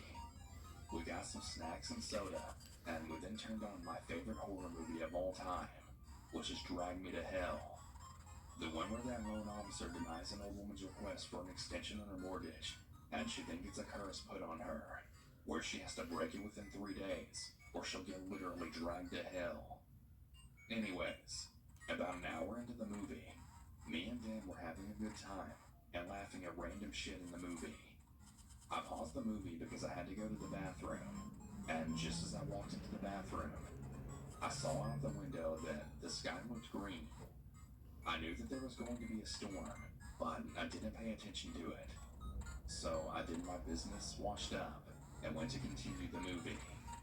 Well, after the movie was over, me and Dan got an alert on our phones. The alert said that there was going to be a tornado warning until 7:45 p.m. and to seek shelter now, and that the threat level was really extreme. We immediately left the house to get to the storm shelter in the trailer park. Yeah, I lived in the trailer park at the time, so we had to evacuate the trailer. Just as we got to the storm shelter, that was when all of the sirens started to go off and the wind started to get violent. The owner of the trailer park unlocked the shelter, and us and everyone else in the trailer park got inside of it. We went down to the basement and all huddled. About 10 minutes later, the power went out, and we could all hear the wind getting really violent, and what sounded like a freight train shook the whole building. It shook so violently that I actually thought it was going to collapse. I started crying, and I thought we were going to die. Me, Dan, and everyone else in the shelter started freaking out. There were 5 loud crashing sounds that came from outside. I was so terrified that I felt like I was going to shit myself. We then heard a loud roar of the tornado's wind from outside through the structure of the building. Then about 10 minutes of noise later, it stopped. We were then given the all clear. We all left the shelter, and from the damage we all saw, I couldn't believe it. To say the damage was crazy is an understatement. There were a few cars flipped upside down, a couple of trees were uprooted, and 3 houses were damaged. 2 others were completely leveled, and another house had a car crash into it. Me and Dan hugged each other tightly while crying hysterically, because we were really glad to be alive. We were probably doing this for about 15 minutes. What the fuck? Then we walked back to my house. Luckily, all it had was just a little bit of side damage. Dan also lived in the trailer park at the time. Dan's mom and sister said when they got back to their house, there was damage to the roof. I invited Dan to spend the night at my house tonight. He agreed since he was still terrified. His mom and sister were cool with it too. I know this isn't the typical story with a creeper, but it was still terrifying, and I will never forget that day.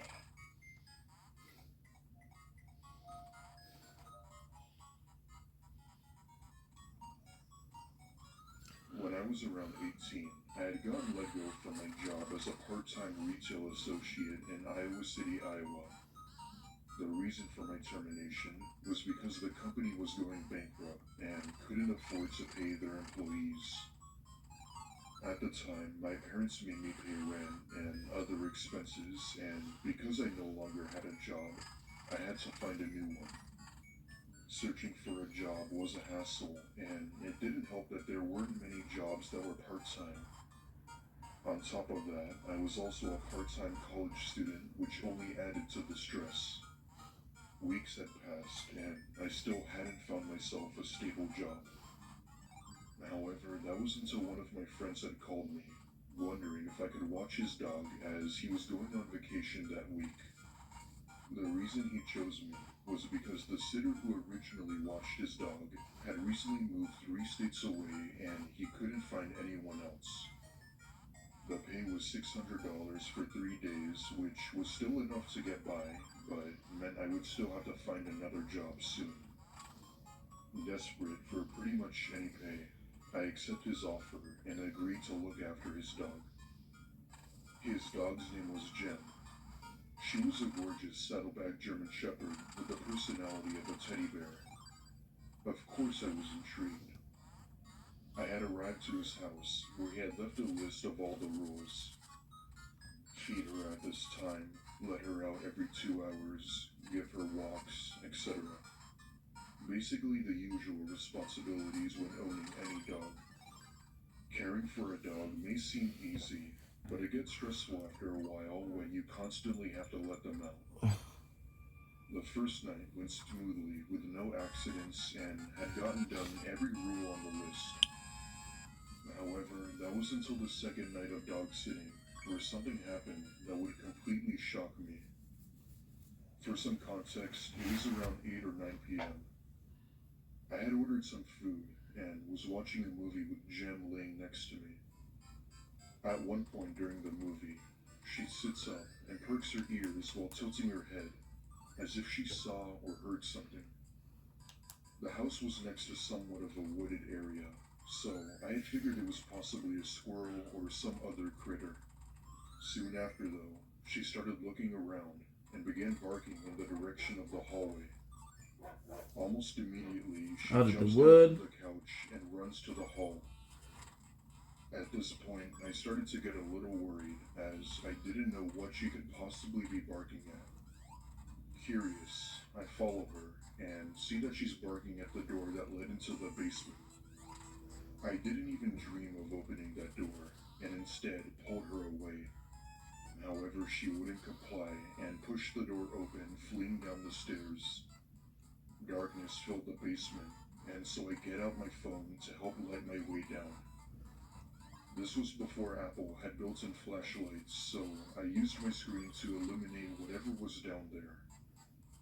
After feeling around for it, I find the light switch and see Jem sitting by a small closet door. This was one of those closet doors with the see-through ridges, so I was able to slightly see inside.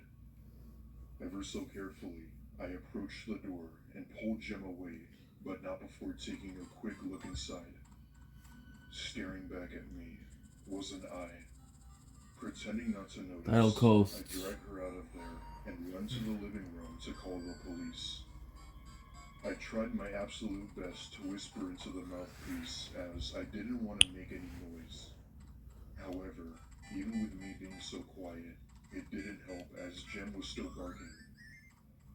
As I'm on the phone with the operator, I begin to hear someone coming up the wooden steps from the basement. The person slowly knocks, as if it were a way to frighten me even more. All the while, Jem was barking her head off.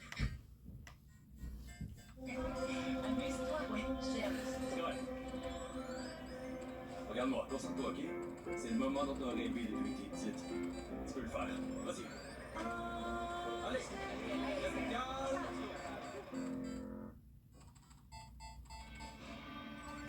A ghost.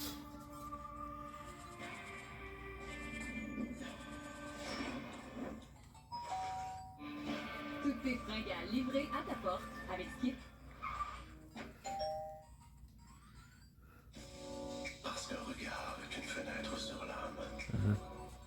Parce que la poésie s'exprime dans vos yeux. Oui, la poésie. Quand t'as un problème de sécheresse oculaire, c'est surtout quelqu'un de compétent que tu cherches, tu sais. Octo-réseau, on vous voit comme personne. What would you say if I told you that you could increase your LSAT score by 15 points? After taking the Blueprint LSAT prep course, I raised my score 15 points. By 17 points? By 18 points.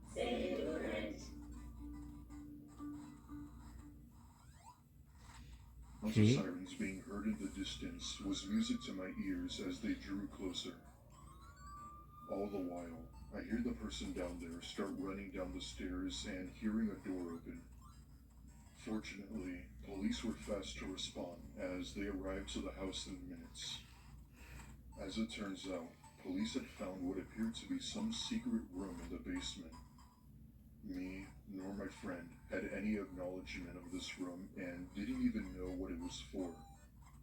Our best guess was that it was some sort of wine cellar that was used back then.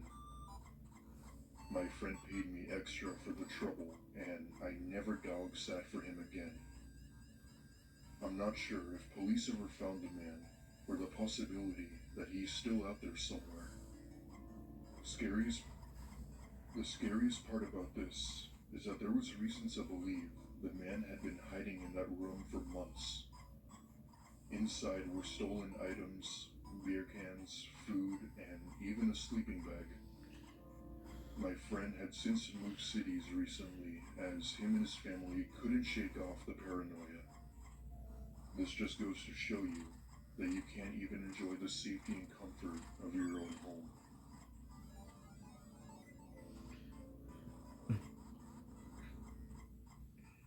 Good, good.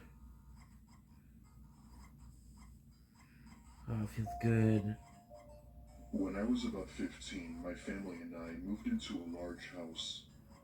It was a relatively new home with 3 bedrooms, 5 bathrooms, a garage, and even a large basement. Both of my parents were in the upper medical industry and worked several hours Ah, a shit. week. This meant that I would be home alone for the majority of the time while they were gone. I love staying alone as I like to think of myself as mature and adult-like. At the time, we lived in somewhat of a rural area of Knoxville, Tennessee. Those who have been to or live in Knoxville will probably relate to what I'm talking about. While it was a nice city, the crime rate was high, and during this story, I got a taste of what that looks like. One evening, I had come home from school, and my parents were at work. Unfortunately, this was around the time where COVID was still rampant, so my parents had to work extra. 15-year-old me immediately hops onto Call of Duty to cure my boredom. I play some matches for a few hours or so before going up to my room and taking a nap. I'd say I slept for a good 2 hours or so before I awoke to a noise from the kitchen.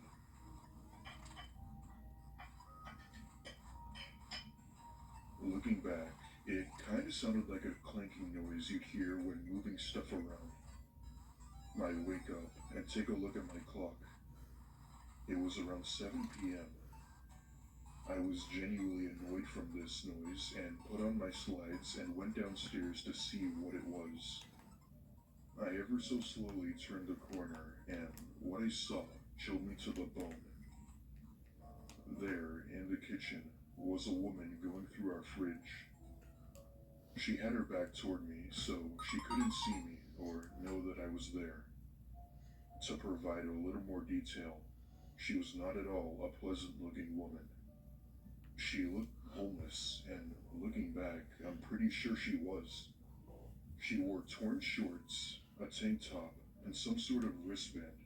I put my hands over my mouth and slowly went back upstairs. As much as I wanted and needed to call the police, I couldn't, as the only home phone we had was near the kitchen. Instead, I thought of another idea.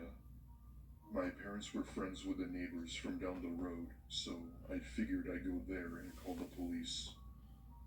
Now, I obviously couldn't have gone through the front door, so I did what anyone else would do. I opened my bedroom window and climbed out while gathering up the courage to fall. When I finally did, I hit the ground with only a sprained ankle and made my way over to the neighbors where I explained what happened. They, of course, instantly let me in to use their phone to call 911.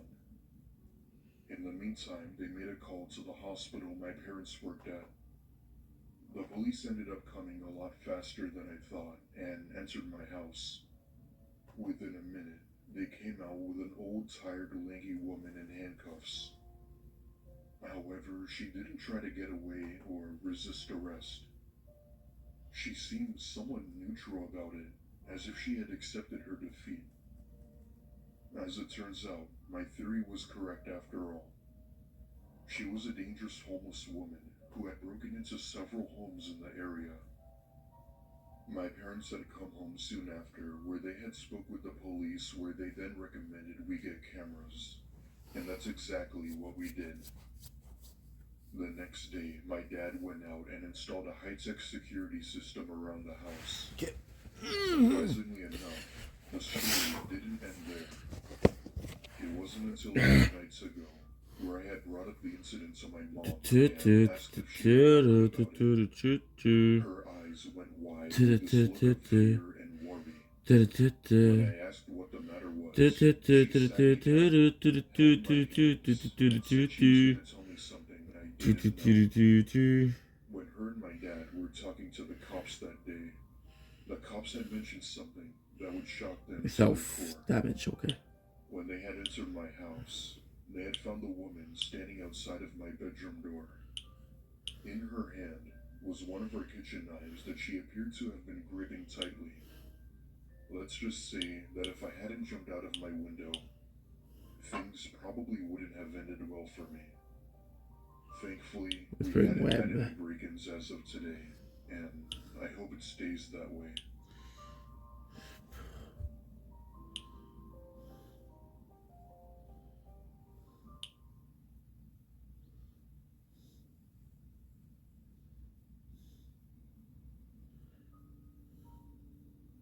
For a bit of context, this happened to me about a week ago in the middle of the night. I'm a 27-year-old male and live alone in a small one-bedroom house in a rural area of Idaho. I was never the type to enjoy cities, nor was I the type to be around a lot of people. I just wanted a nice and quiet life, which is why I chose Idaho. Just this past week, I More. experienced something while home alone that I just had to write about. It was around 8 p.m. and I was at home cleaning the house when I hear my washing machine ring, letting me know that my clothes were done. My washer and dryer are both located in the home, so I went down there while turning on the light when I noticed something odd. One of the shelves that had been up was now face down with tons of my tools scattered around the floor. This was strange as it was pretty sturdy. Why I didn't hear it fall over, I don't know, but I stand it back up and turn to my laundry. I take out my clothes and put them into the dryer, and the second I do, the shelf from behind me falls over and creates a loud crash. I instantly turn around to face the direction of where the shelf had fallen, and there, standing next to it, was a tall, lanky man with a disturbing grin. He wore a white shirt, baggy pants, and just simply looked dead inside, as if he were extremely tired. I wasn't sure what it was, but something about this man really creeped me out, and not to mention that he kind of looked like L from Death Note. The minute I laid eyes on him, I let out a, "Who the hell are you?" in a short, scared, angry tone. He gave no response and just kind of stood there looking at me, staring into my soul. Figuring he might have been in the possession of drugs, I calmly asked him if he needed help or was lost. Even with my calm approach, he still didn't talk or even move. Not knowing what to do, I call police and tell them my situation. They said they'd send someone over, but that it could take a while due to extreme weather conditions. After I had hung up, the man had still been staring at me with his baggy eyes, doing seemingly nothing. Then, after what felt like an eternity, he simply turned around and walked back up the I just want to ask. I first followed him, and he kept walking from my house, disappearing. Open up, Dad. Open up. Yeah, you got him, Oz. Oh, good friend. Tricked him.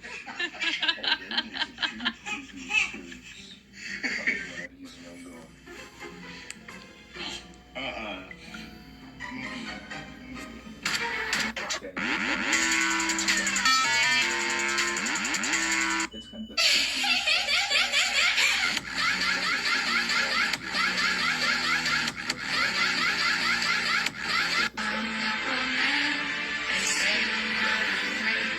Sweet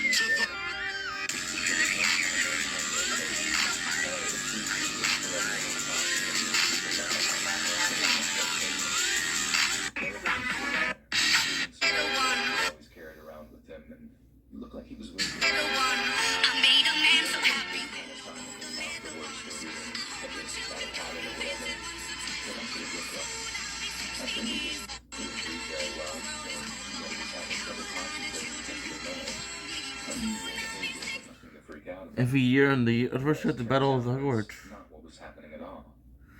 Caleb kept whispering to himself, even when he wasn't reading. I caught him doing it in the hallway a few times, but I didn't want to confront him about it or anything, so I just sort of let him be. But then it got to the point where he did it a few times during the quiet parts of homeroom, like while the teacher was talking, and slowly but surely, everyone caught on to the fact that Caleb whispered to himself. The first time, the teacher asked in that really cliched way if he wanted to share with the class. He just went quiet and shook his head. The second time, it was totally quiet, and it got to the point where everyone around Caleb could hear him whispering. We were trying to work on something, I can't remember what it was, but the whispering was definitely all annoying and off-putting, so in the end, someone just said, "Dude, shut up."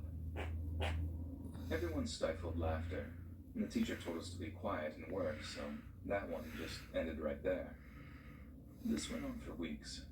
Every so often, Caleb wouldn't be able to contain himself, and he'd start whispering at some awkward moment.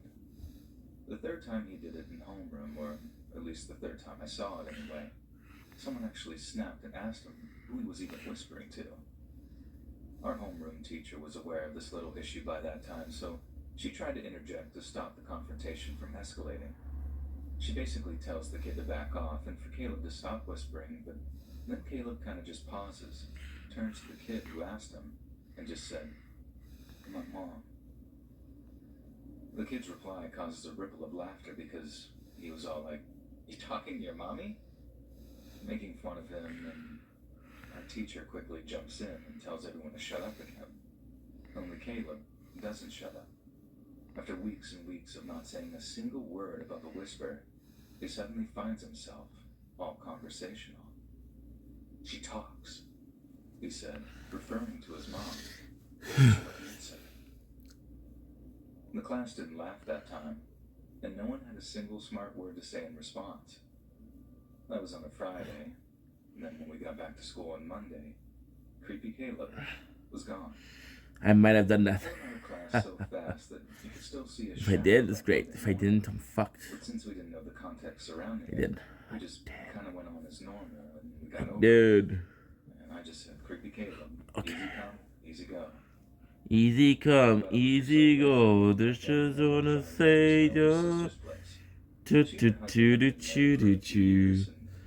Da da choo choo choo choo choo choo choo choo. Super awesome house that we enjoyed visiting as often as we could. My brother-in-law was a cool guy and would sometimes discuss certain details of certain cases with us over dinner. He wasn't too detailed. He didn't name names. It was all just shop talk, and I barely understood any of it anyway, so I normally just tuned out and did my own thing. But then, like I said, we're over one Sunday, not long after Creepy Caleb got pulled out of class, and one of the patients he mentioned suddenly started sounding very familiar. My brother-in-law was talking about how hard his job is sometimes, and how sometimes he has to take time to decompress on his days off. I think my dad asked him what it was that got him so stressed, as I assumed it was all a bunch of rich folks telling him their problems for huge dollar amounts, but then my brother-in-law starts talking about it being the younger people whose stories can really get to him.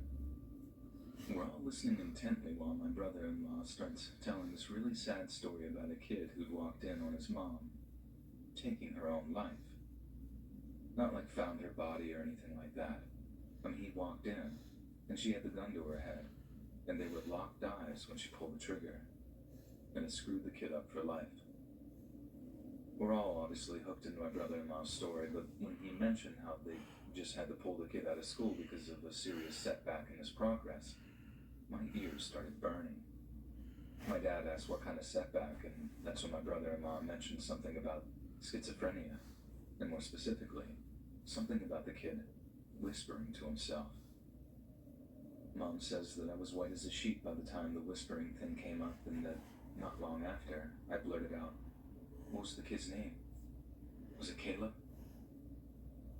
My brother-in-law freezes, gives me this stunned, wide-eyed look, then clearly lies when he says, "No, it wasn't Caleb."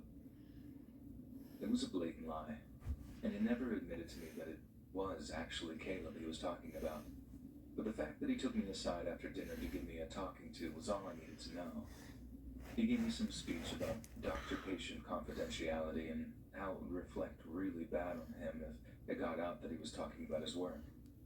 I promised to keep my mouth shut, but it got out in other ways. I promised my brother-in-law that I didn't say anything, but he said it was cool. Half the town had been involved in the kid's treatment in some way, and rumors spread like wildfire in towns like ours. Being treated like kids was so bad that we went home and talked about it after we found out. It was just too wrong. No one thought to just about something so utterly terrible. This kid was broken, completely shattered by life, and we were too ignorant and self-absorbed in his ways. I don't know how true the traditional events are when it comes to Caleb's mom, but if that is true, you should do your own head on for a person in middle school who came through the door. And she'd think, How do you feel on me when Neil tells me? wasn't ready for me. I guess you see a lot of horror and creepypasta podcasts out there, but most of it's on skinwalkers and Shake it off, bro. ones that talks about stuff that actually haunts people. I have plenty of side stories. Eagles fans passing away on the moon, people missing out on their preferred colleges, etc. These are sad stories. But I'm not afraid of a long second way I don't know for real. I'm assuming because she only had like neon colors or golden colors. I gave her the golden colors.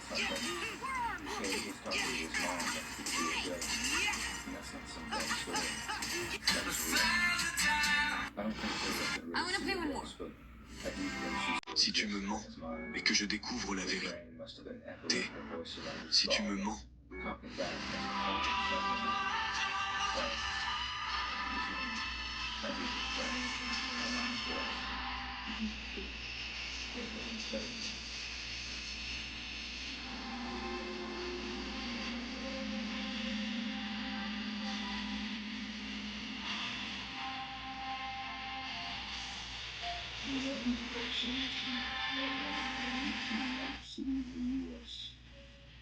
I won't name the city due to what took place, but it's a city most people are familiar with.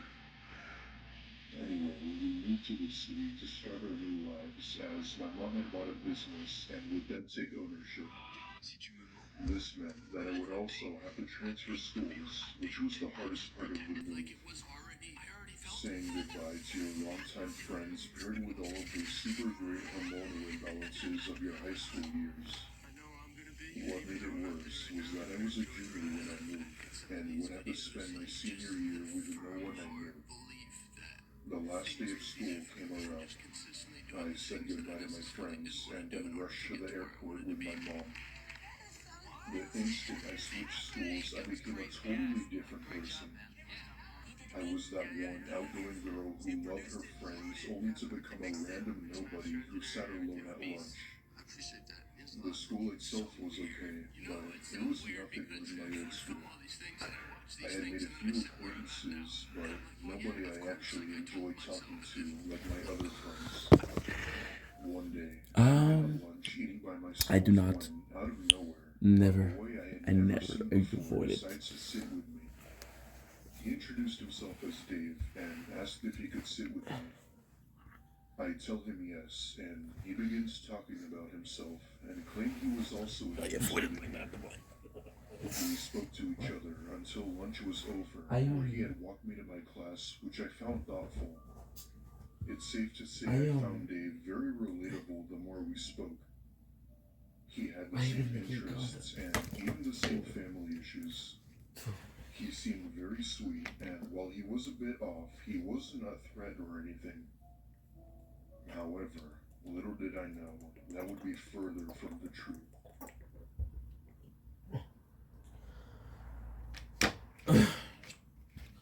Get asleep. Let's sleep.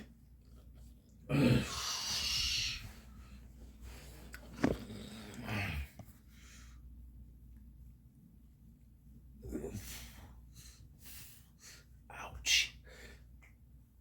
Ouch.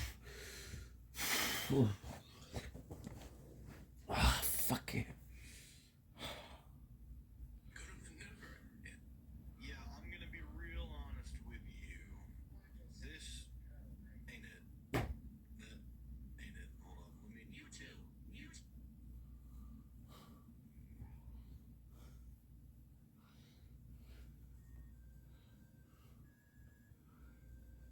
Small fish and cabbage.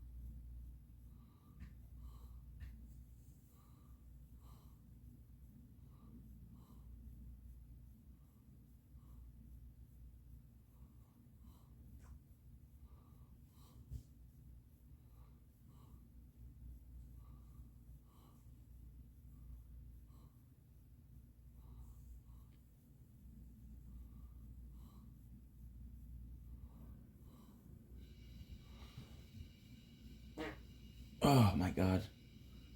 Oh my god.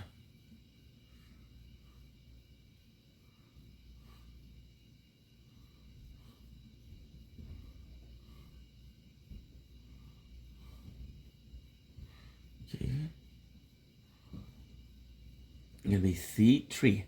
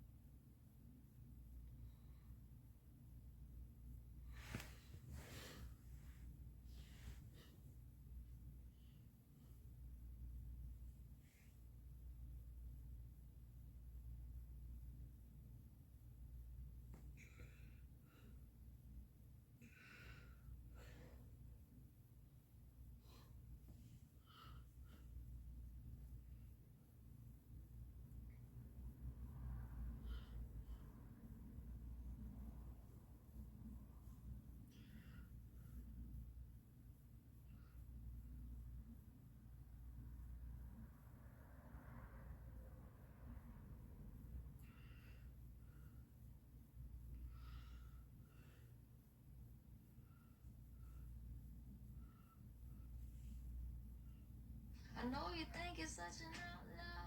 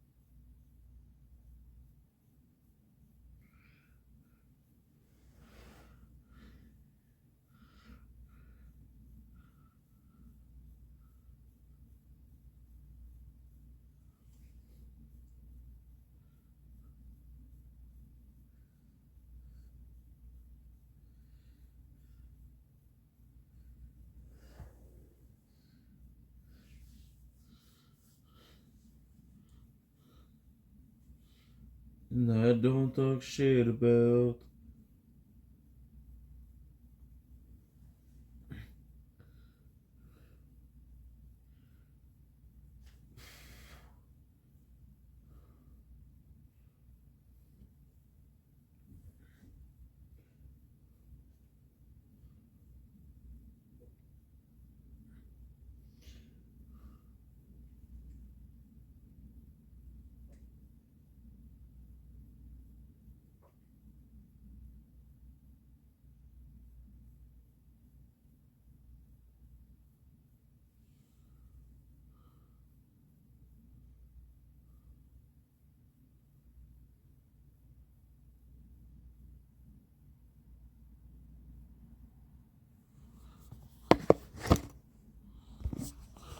Ooh la la.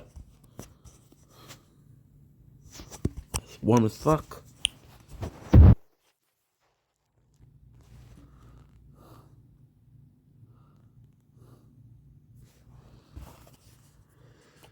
Okay, let's go sleep.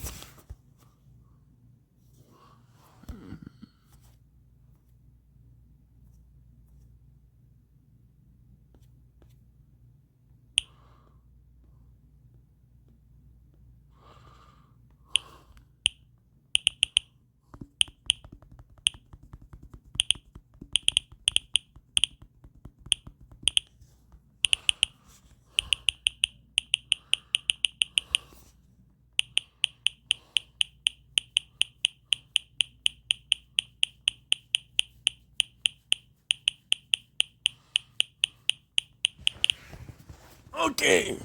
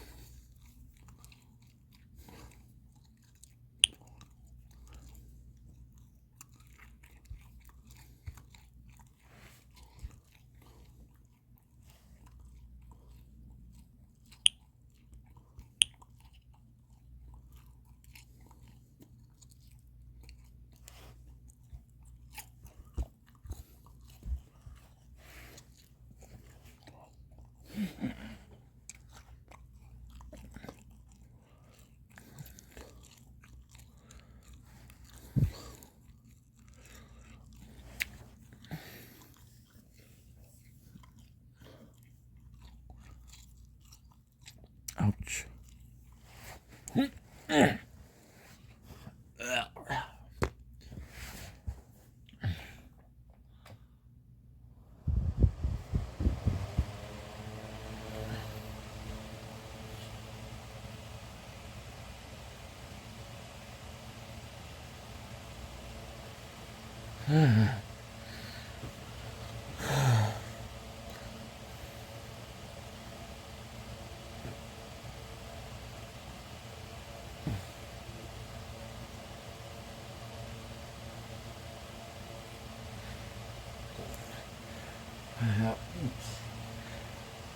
Ouch.